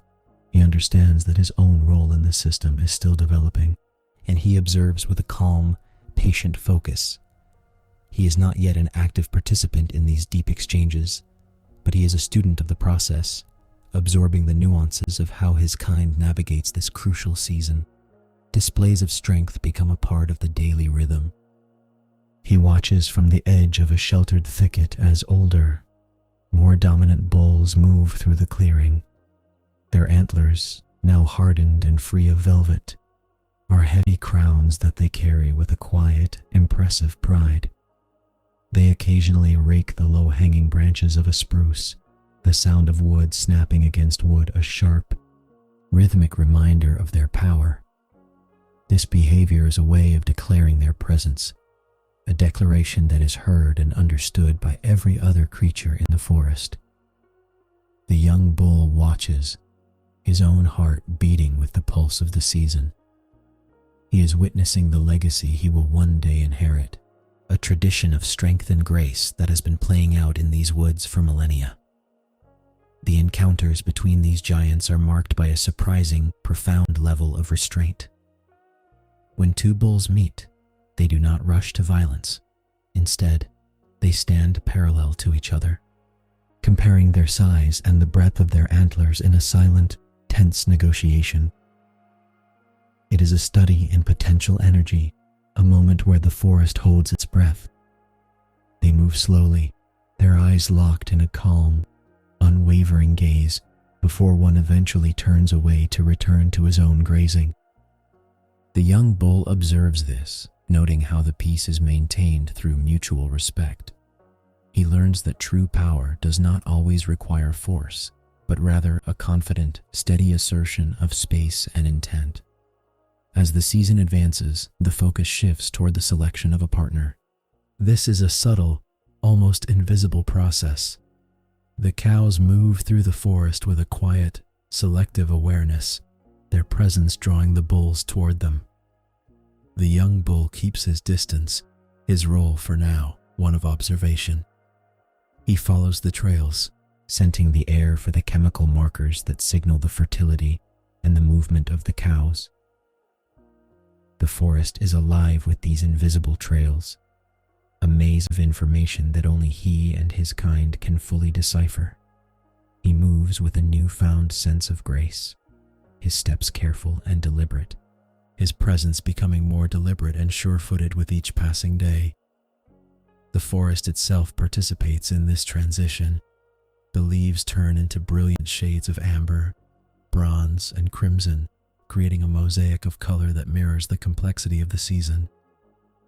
The mornings are often shrouded in a thick, silver fog that muffles the sound of his footsteps, turning the world into a quiet, ethereal dreamscape. He walks through this mist like a phantom, a part of the shifting environment.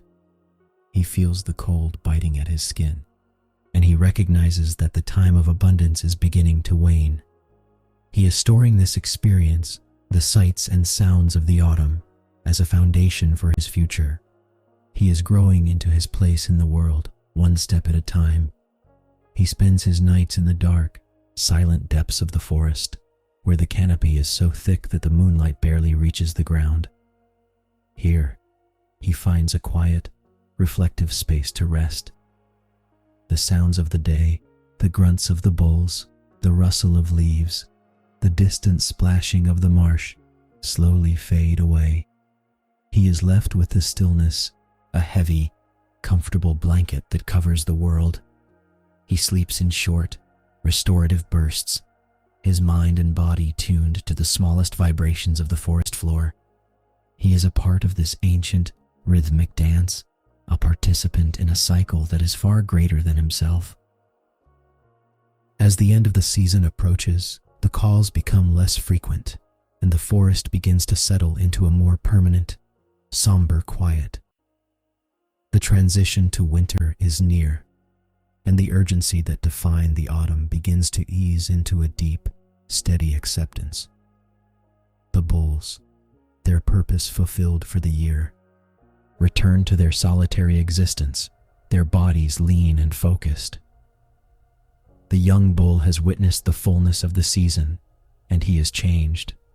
He has learned the language of his kind, he has observed the hierarchy of the woods, and he has felt the power of his own potential growing within him. He is ready to face the long, cold months ahead, his confidence grounded in the knowledge that he is capable, resilient, and perfectly at home in the heart of the northern wild. He stands one final time in the meadow, looking out toward the dark, silent ridge that marks the boundary of his home range. The air is incredibly cold, and a light dusting of snow has begun to fall, the first soft flakes drifting down like white feathers. He feels the bite of the wind on his face, but he does not flinch. He is strong, he is prepared, and he is a part of the forest. He turns and begins his walk into the deepening trees, his silhouette blending into the shadows. The season of connection has ended, and the season of endurance is about to begin. He is ready, and in the quiet, sacred space of the boreal forest, he finds the peace he needs to carry on. The forest keeps its steady watch, the snow continuing to fall in a soft, silent shroud. Life in the north is moving toward its coldest, most quiet point, but the cycle remains unbroken. He will move through the winter with the same calm resolve that has defined his life, finding strength in the silence and wisdom in the solitude. The world is turning, the seasons are shifting, and he is a part of it all, a giant of the north, a creature of the wild, moving steadily toward the future. And as the last light of the day fades into the deep, indigo blue of a winter night, he is safe, he is home, and he is at peace. The transition following the autumn breeding season is marked by a sudden, profound shift in the energy of the boreal forest. The intense, resonant calls of the bulls that once defined the chilly mornings have faded, replaced by the hushed, expectant silence of the approaching winter. For the young bull, this period is one of profound biological and behavioral adjustment. He feels the cooling temperatures in his muscles and the shifting patterns of the wind on his skin. His primary focus, once tethered to the social complexities of the autumn, now narrows to the fundamental requirements of survival, conservation, energy, and the quiet search for shelter.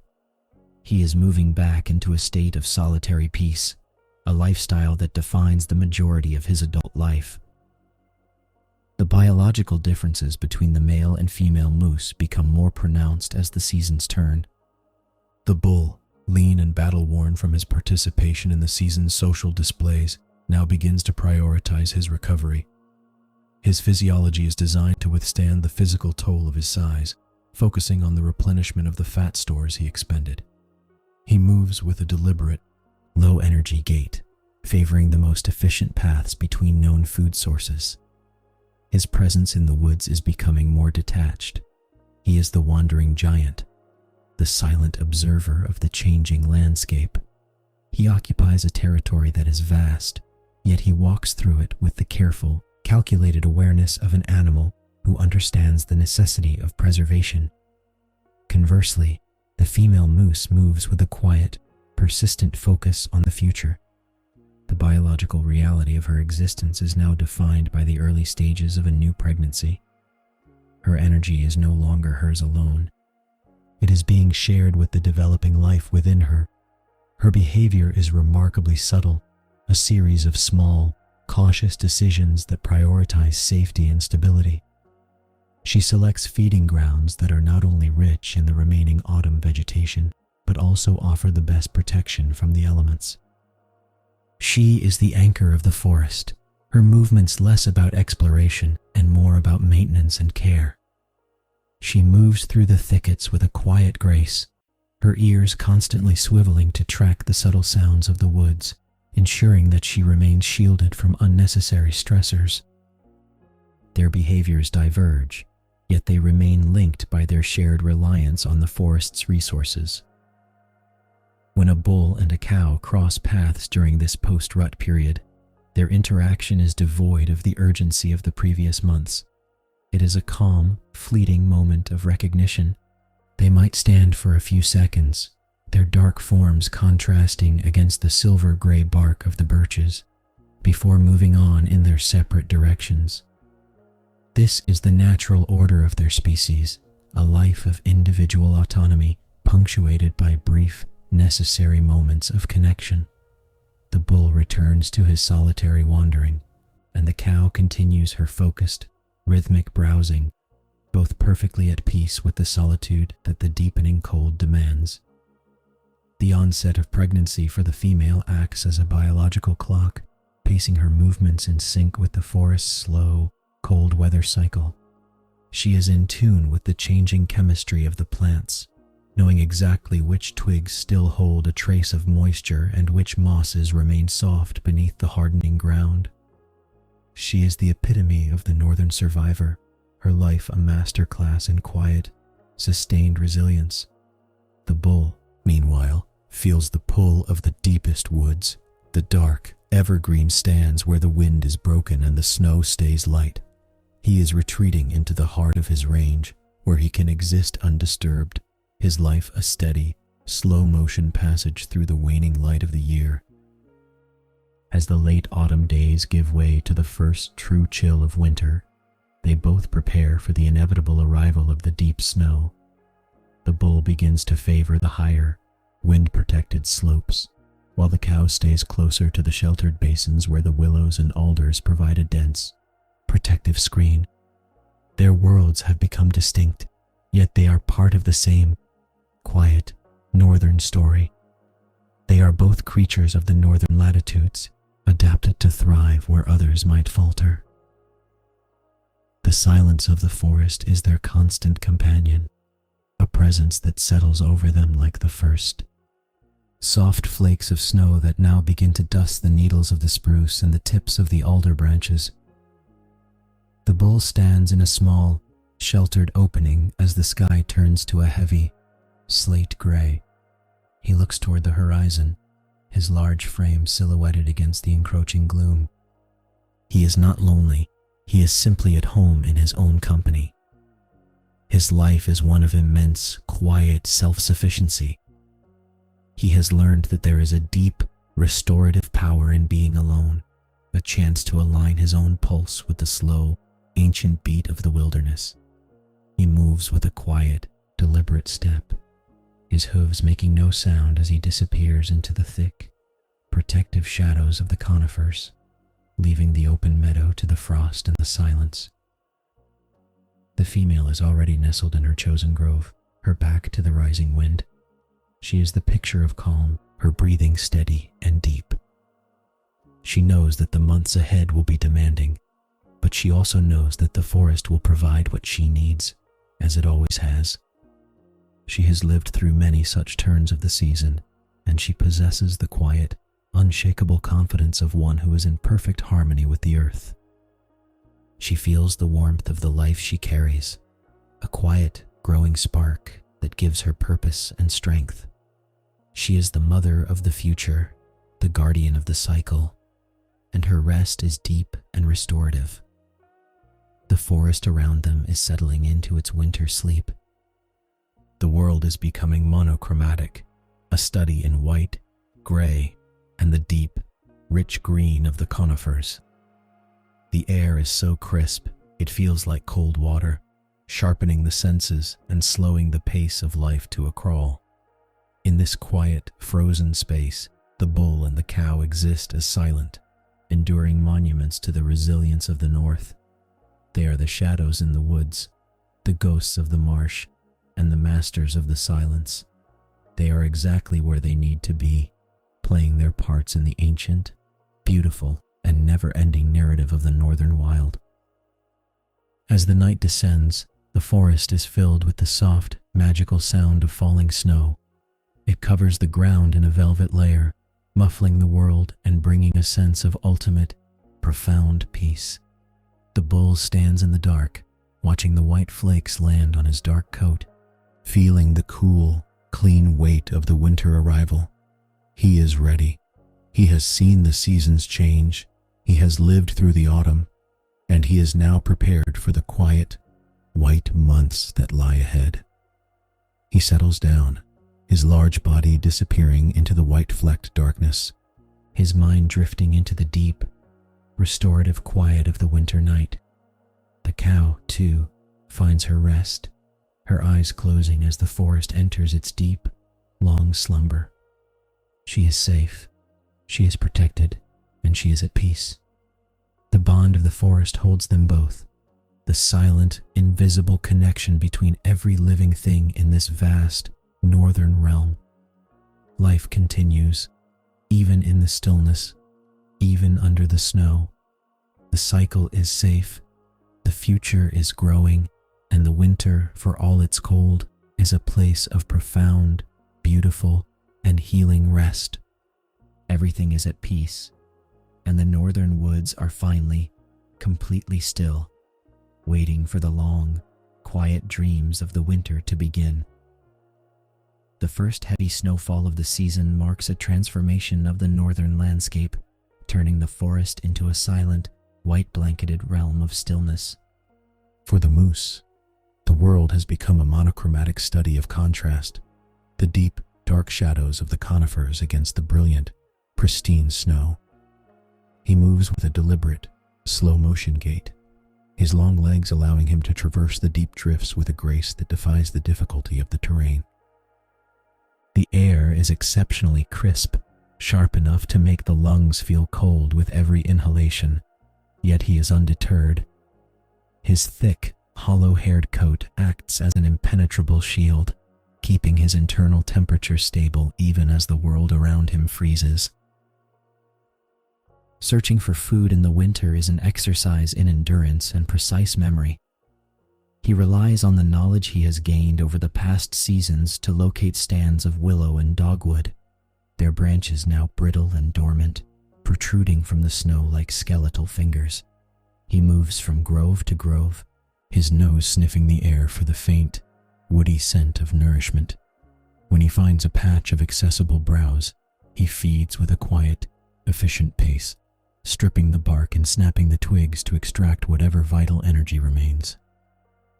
This is the lean season, a time where every movement must be calculated to conserve his precious reserves.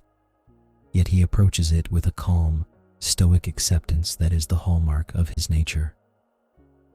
Walking across the frozen surface of the lake is a surreal, beautiful experience. The ice is thick, clear, and resonant, reflecting the pale, diffused light of the short winter days.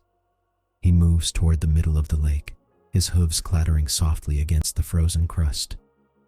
He is looking for the places where the ice is thin near the inlets, hoping to find the exposed, hardy aquatic vegetation that still rests beneath the surface. The lake is a vast, open cathedral of silence, a place where he can stand and feel the absolute stillness of the winter. He is a dark, powerful statue in a world of light, a testament to the resilience of life in the face of the harshest northern conditions. Energy conservation becomes his primary directive. He spends the vast majority of his time in a state of semi-rest, moving only when necessary and choosing the most sheltered corridors for his travel. He favors the dense, wind-shielded groves of spruce and fir, where the snow is shallower and the temperature is a few degrees warmer. Here, he can stand for hours in the dim, golden light of the afternoon, his eyes half closed, his ears occasionally flicking to the sound of a distant, sharp crack of a tree limb under the weight of ice. He is perfectly at ease, his body a well-regulated furnace, his mind a quiet, undisturbed pond of awareness. The pregnancy of the cow adds a dimension of profound biological patience to this season. She moves even more conservatively than the bull, staying within the heart of her protected range, where the shelter is deepest and the wind is kept at bay. She is the embodiment of the season's quiet strength, her body working in slow, silent harmony to nurture the life within her. She finds the most sheltered hollows, often curled beneath the low-hanging boughs of an ancient hemlock, where the snow stays soft and the air is still. She is waiting, her presence a silent, steady anchor in the heart of the frozen forest, her focus entirely on the quiet, inevitable approach of the spring. Waiting for the spring is a shared, unspoken pact among all the inhabitants of the forest. The moose, in his deep, white-dusted solitude, is part of this collective, silent watch. He understands that the winter is not an end, but a long, restorative pause. The cold is a purifier, a quiet time that strips away the unnecessary and leaves only the core of life. As he stands in the heart of the woods, feeling the gentle, rhythmic descent of a new dusting of snow, he is fully at peace. The winter is long, but it is also a time of absolute beauty, a time for reflection, for rest, and for the slow, steady gathering of the strength needed to greet the coming of the new life that will arrive with the first thaw. He spends the long nights in the depths of the conifers, where the sky is hidden by the heavy, dark canopy of needles. In the absolute darkness, the world feels small, intimate, and safe. He is a part of the secret life of the winter, the hidden rhythm that beats beneath the snow. There is no urgency in his heartbeat, no anxiety in his breath. He is a creature of the north, and he knows that the light will return, the ice will melt, and the meadows will once again overflow with the green, succulent promise of the summer. For now, he is content to exist in the silence, a quiet witness to the enduring, beautiful, and frozen majesty of the northern winter. As the moon rises, casting a cold, silver brilliance over the snow-covered tops of the pines, he shifts his position slightly, seeking a patch of ground that feels a little softer. The forest is a world of stillness, but it is a living, breathing stillness. He feels the faint, rhythmic vibration of the earth, the slow pulse of a world waiting for its turn to wake. He is in the middle of it, a steady, calm presence in the heart of the wild. The winter is his companion, the cold is his test, and the silence is his song. He closes his eyes, drifting into the quiet, restorative peace that only the northern woods can offer. The morning will come with its pale, crystalline light, and he will rise again, shaking the snow from his heavy, dark coat. He will continue his search, he will continue his walk, and he will continue his quiet, steady life. He is a moose, the giant of the north, and he is walking the path of the seasons with a grace that has been passed down through the ages. The forest is vast, the mystery is deep, and the future is waiting. He moves through the trees, a ghost in the white woods, perfectly in balance with the world and perfectly at peace with the winter's long, slow embrace. Everything is as it should be, and the cycle continues, quiet and sure, under the watchful, starry sky of the north. The long-awaited thaw begins not with a roar, but with a series of subtle, rhythmic changes. The deep, heavy blanket of snow, which held the forest in a crystalline grip for months, begins to recede from the southern-facing slopes. Trickles of clear, cold water emerge from beneath the crust, carving tiny, transient paths through the moss. For the moose, these are the first signs of the world waking up. The air loses its biting, metallic edge, replaced by a damp, earthy fragrance that speaks of ancient renewal. The mother, now heavy and slow, moves with even greater care. She is drawn to the same secluded meadows and sheltered, sun-warmed clearings where the earth is soft and the first pale green shoots of spring are beginning to push through the thawing soil. The birth of the new generation occurs in the quiet, golden light of a spring morning. It is a moment of profound natural simplicity, shielded by the dense, protective fringe of the forest. The calf arrives into the soft, temperate air, a delicate and vital spark of life in the waking wilderness. The mother immediately begins the gentle, instinctual work of cleaning and tending to her young, her movements calm and focused. The bond is instantaneous and absolute, a silent contract between the guardian and the new life. The forest around them seems to offer its blessing. The wind in the trees is a soft, rhythmic lullaby, and the distant, returning birds provide a melodic, encouraging chorus for the start of this new journey. Protecting the young is the mother's most profound instinct. She keeps the calf close, choosing areas where the cover is thick and the shadows are deep. If any unusual sound disturbs the peace, the snap of a branch or the sudden flight of a startled grouse, she freezes, her ears tracking the source with pinpoint precision. Her presence is a fortress. She stands over the calf, her dark, massive frame blending into the trees, providing both shade and a physical shield against the world. The calf, in turn, learns quickly.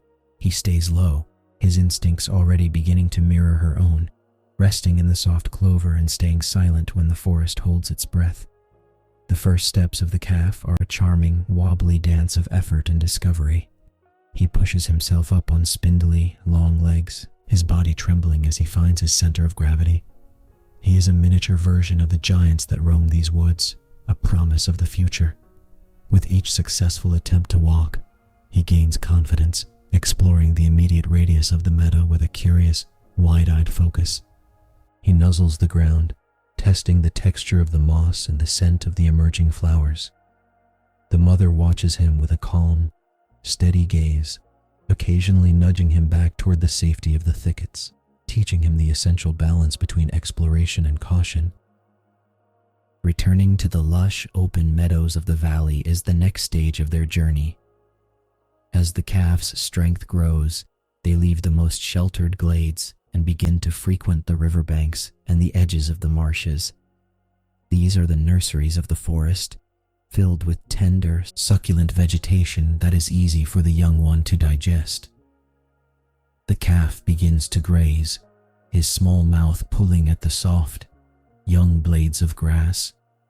He watches his mother, learning the secrets of the landscape, where the water is safest, which plants provide the most energy, and how to read the language of the wind.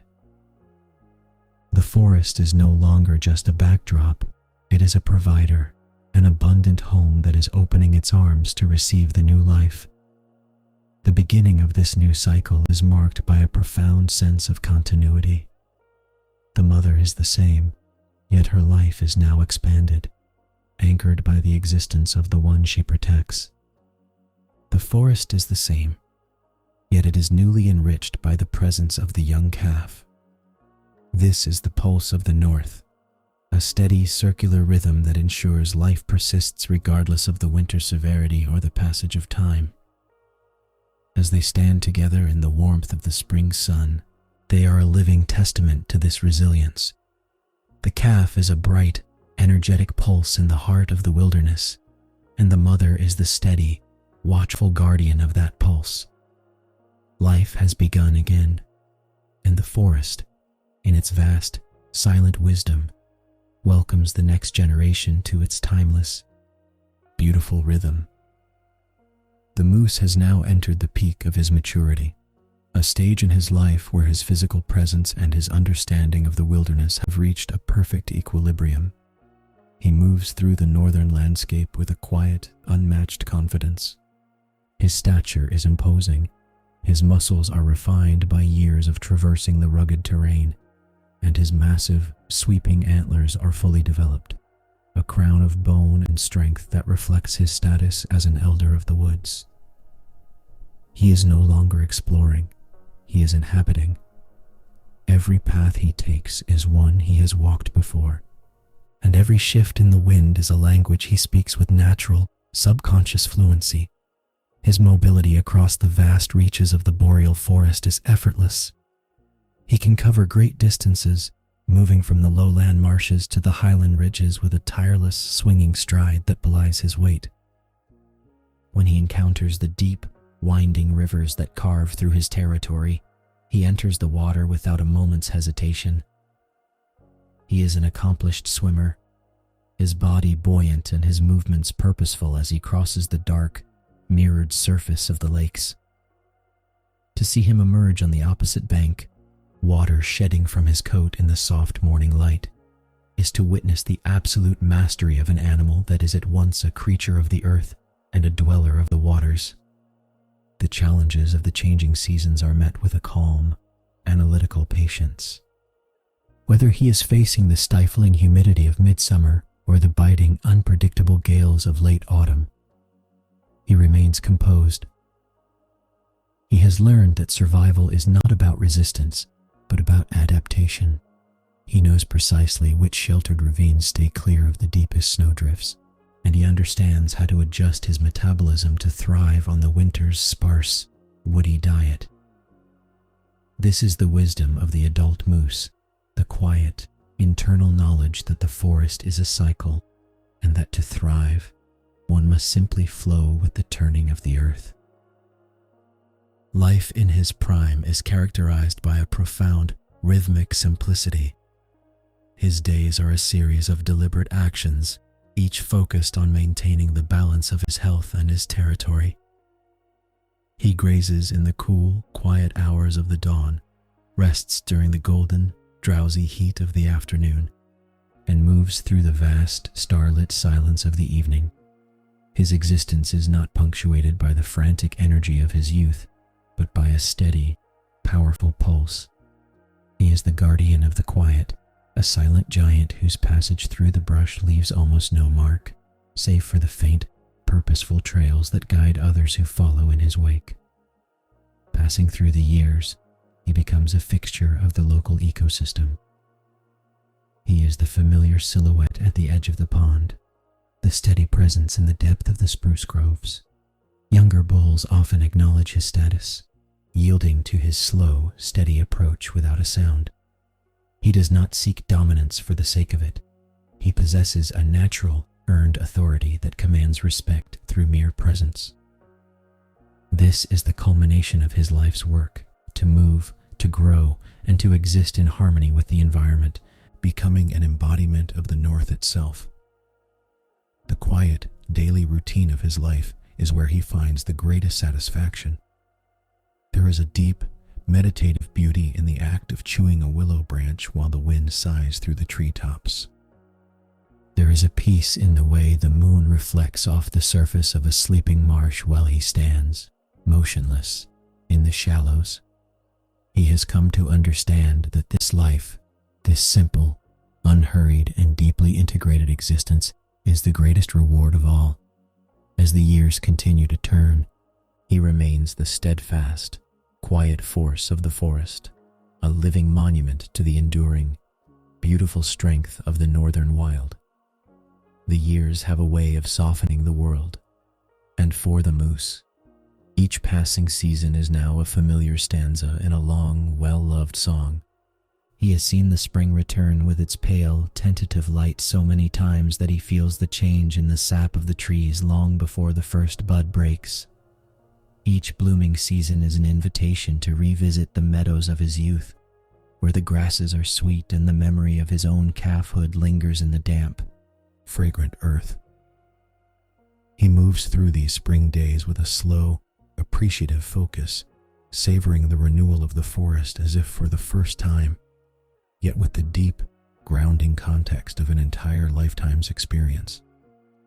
Summer brings a richness that he navigates with the efficiency of an expert.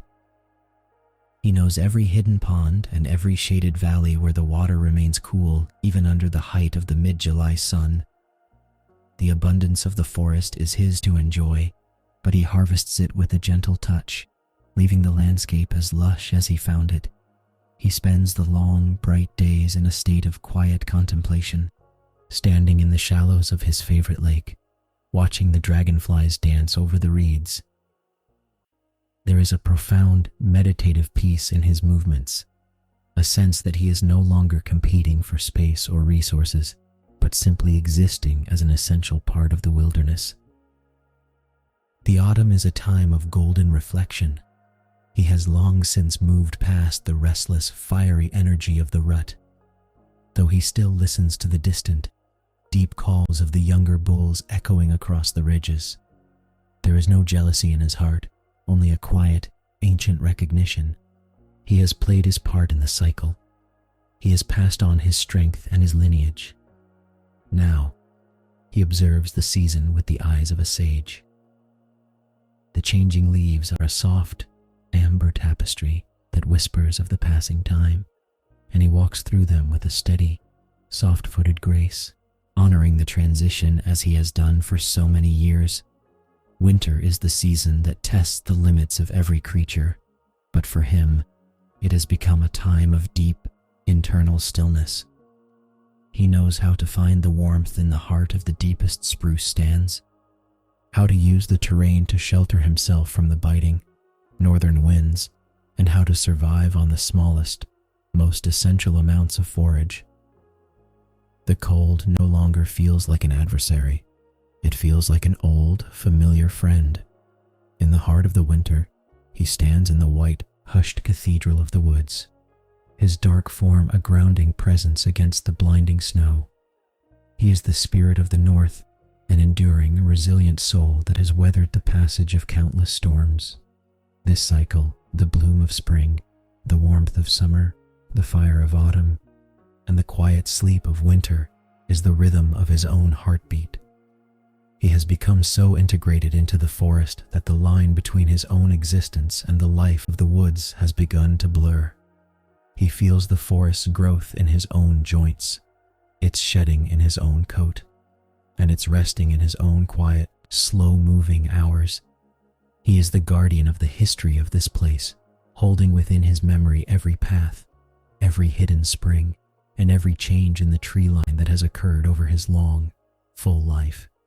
As he stands at the dawn of another year, he feels the first subtle shift toward a new stage of his journey. His step is perhaps a little less hurried, and his need for rest a little more pronounced, but his spirit remains clear and calm. He is entering the age of wisdom, a time when the strength of the body is slowly being replaced by the depth of the mind. He is not afraid, he is simply observing, watching the forest renew itself as he prepares for his final, gentle seasons. The cycle is vast, the mystery is deep, and he is a part of it all, a wise, enduring giant, moving with the slow, deliberate grace of the seasons themselves. The rhythm of his life has shifted into a slower, more deliberate cadence. Time, once measured in distance and seasonal migration, is now marked by the gentle cycles of the sun and the quiet changes in the forest floor. His movements, though still purposeful, are marked by a new sense of economy.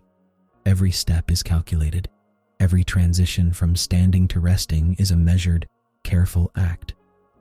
The broad, heavy antlers he once carried with the proud strength of his prime are now lighter, simpler, reflecting a body that has chosen to prioritize the quiet essentials of existence.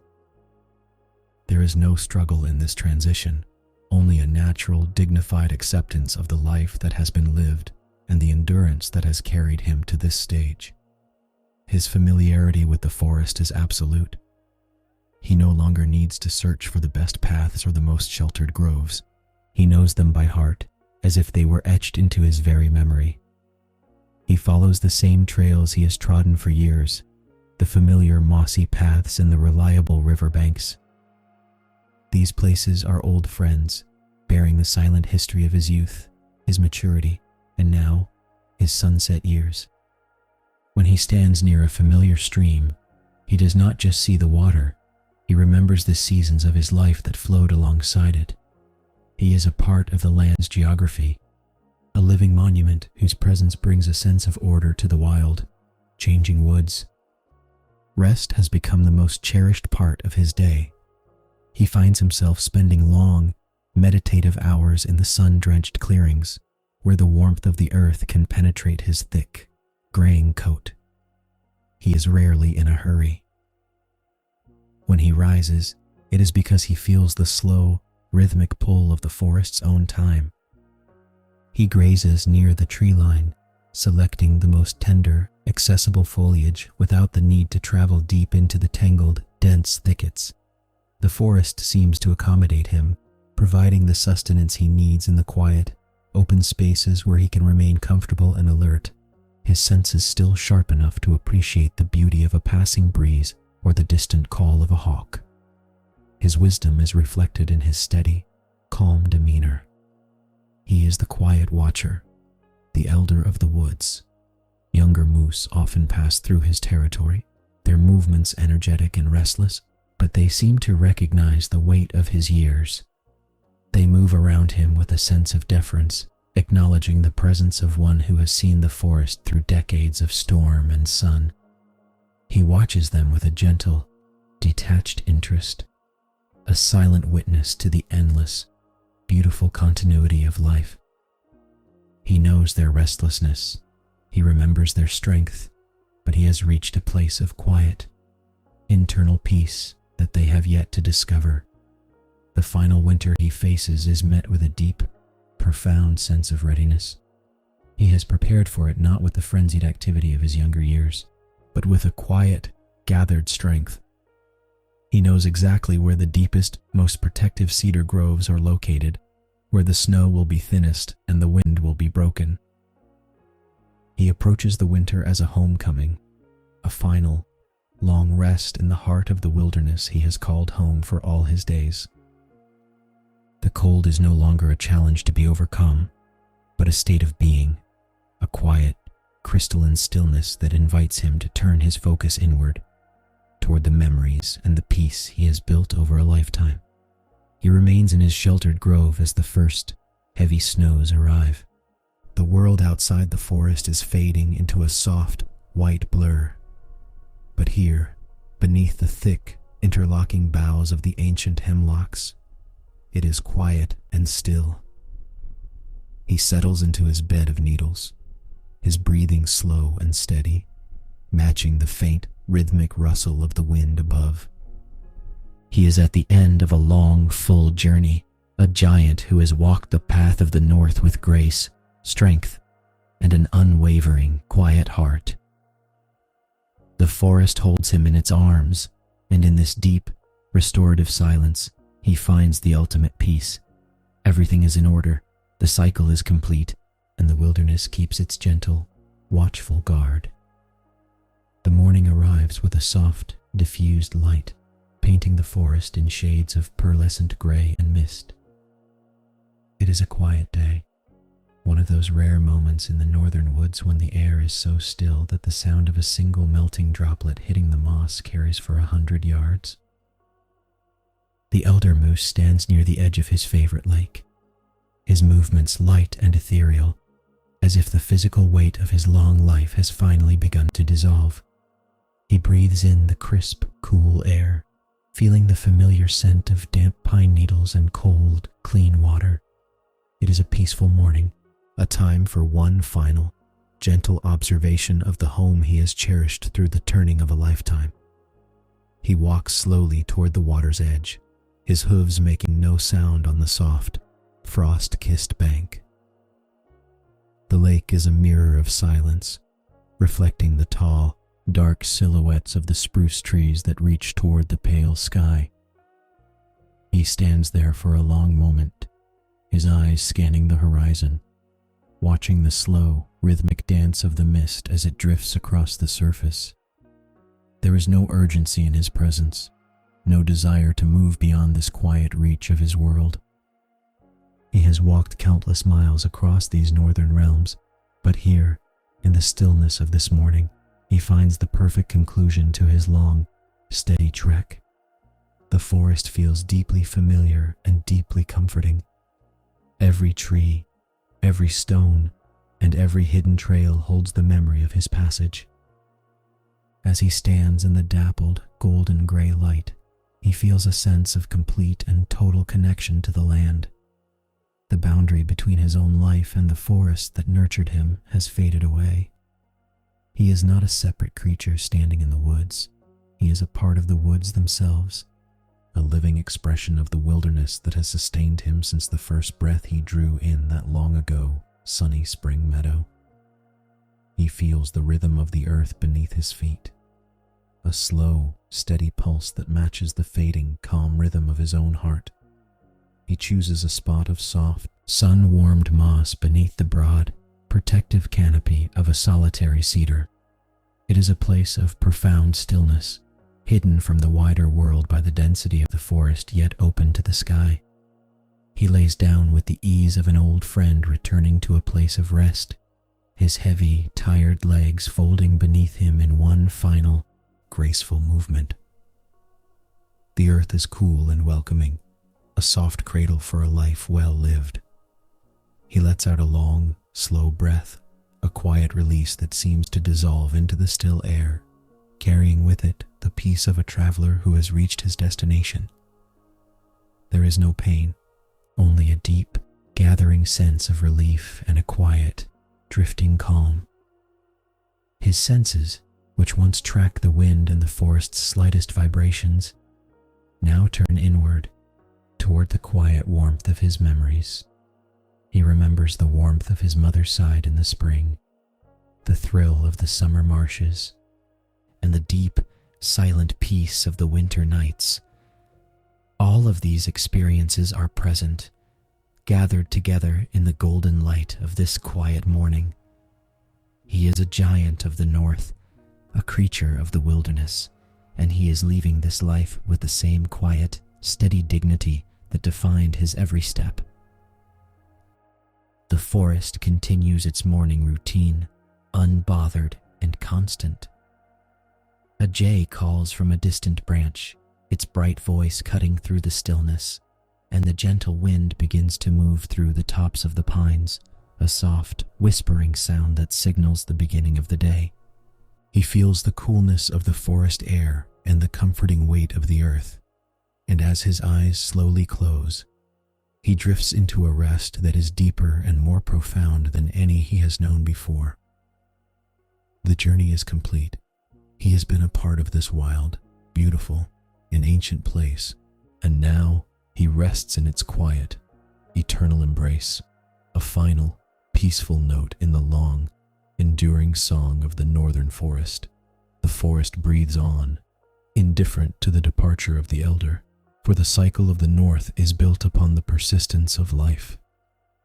Days pass, and the stillness that followed his final rest is gently replaced by the returning energy of the wild. The trail he once walked, worn smooth by his steady hooves over decades, remains a testament to his passage, now becoming a path for the creatures that still roam these woods.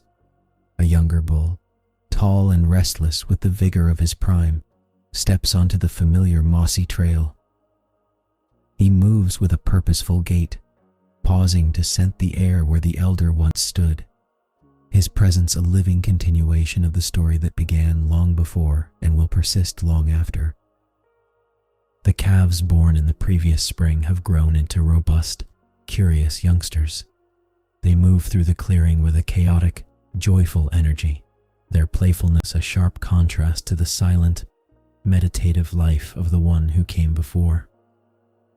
They investigate the willow groves and wade into the shallows of the lake, learning the same lessons of survival and discovery that were etched into the land by their ancestors. The forest is once again a place of learning, where the mother teaches her young how to read the wind and how to hide in the deep shadows. They are the new architects of the trails, their growth a physical manifestation of the northern forest's endless, quiet vitality. Spring returns with its inevitable, transformative power.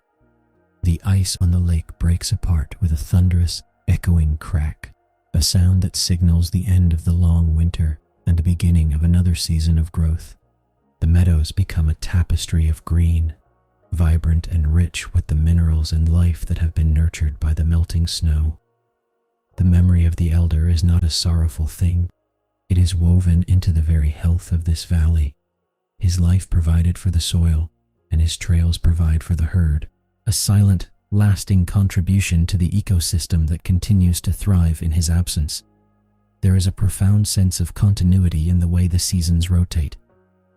The forest remains as it was, ancient, towering, and watchful, providing a sanctuary for the generation that now claims the marshlands and the mountain passes. The memory of the giant who moved with such quiet, deliberate grace is preserved in the rhythm of the woods. He is a part of the wind that whistles through the spruce needles and the water that bubbles in the stream. His life was a chapter in a much larger story, and that story is now being written by the hooves of the young, the calls of the bulls, and the watchful care of the mothers. As the late spring sun warms the earth, the clearing where the elder last rested becomes a haven for new growth. Wildflowers push through the soil, a vibrant display of color that marks the renewal of life. The forest is vibrant, full of the sounds of activity and the promise of the coming year. There is no emptiness here, only a sense of profound, natural fulfillment. The herd moves forward, the young grow stronger, and the northern woods continue their slow, majestic expansion. Life is a river that never stops flowing, a constant, shifting dance of energy that finds its meaning in the very act of moving forward. The memory of the gentle giant is a quiet presence in the heart of the wilderness. He was a son of the north, a witness to the beauty of the seasons, and a master of the quiet life. As the new generation navigates their home, they follow the ancient, instinctual map he helped to define. They are the future, the heirs to the silence and the strength of the boreal woods. They move with confidence through the trees, their silhouettes sharp against the returning summer sky. And as they go, the forest thrives, alive and pulsing with the simple, beautiful, and eternal cycle of life that refuses to ever truly end. The final light of the season begins to settle over the boreal forest, painting the horizon in layers of violet, indigo, and the soft, lingering gold of a northern twilight. Everything is returning to the beginning. The marshes, which have mirrored so many lives, now hold the reflection of the first emerging stars. The water is cool and silent, a dark, liquid expanse that connects the earth to the vast, velvet sky above. This is the same landscape that saw the first steps of the calf and the slow, rhythmic wandering of the elder. It is a place that feels eternal, a sanctuary of stillness where time does not pass so much as it circles, returning always to the quiet, grounding peace of the wilderness. A gentle breeze stirs the tops of the spruce trees, a soft, whispering sound that carries the essence of the northern air, sharp, clean, and filled with the scent of pine and stone. It is a voice the forest has used for eons, a constant, low-frequency hum that soothes the restless and quiets the mind. Beneath the canopy, the shadows stretch and merge, creating a blanket of comfort for the inhabitants of the woods. The water in the stream continues its journey over the smooth, ancient stones, a rhythmic murmur that has played on through the birth, life, and passing of generations. It is the sound of time itself, flowing with an unhurried, persistent grace that promises that all is well. The cycle is a closed, perfect loop, a testament to the endurance of nature. Winter will yield to spring, and spring will swell into the richness of summer. before the golden fire of autumn prepares the ground for the frost once more. Each season is a breath, and together they create the vast, living respiration of the earth. The moose that roam these woods today are the keepers of this rhythm, their lives a silent acknowledgement of the natural order. They move with the same instincts, follow the same trails, and find rest in the same sheltered groves as those who came before them. The names and the individual spirits change, but the presence of the giant in the northern woods remains, a constant, steady heart beating in the silence. There is a profound, healing peace in the realization that nothing is ever truly lost. The energy of the forest is conserved, repurposed, and celebrated in every new sprout of willow, every rising calf, and every transition of the light. The wilderness is a keeper of stories, and the story of the moose is written in the soft tracks in the mud, the bent branches of the shrubs, and the deep, resonant silence that settles over the marshes at night. It is a story of quiet dignity, of strength found in stillness, and of a life lived in perfect, unforced harmony with the land. It is a story that invites the listener to let go of the day's burdens and find rest in the same deep, natural calm. The stars above the northern forest are bright and steady, piercing the darkness with an ancient, cold light. They watch over the marshes, the lakes, and the sleeping giants of the trees, a cosmic witness to the ongoing, peaceful journey of life. There is no urgency in the heavens, and there is no urgency here. The world is exactly as it was meant to be, expansive, wild, and profoundly quiet. The forest is a home, a sanctuary, and a place of belonging.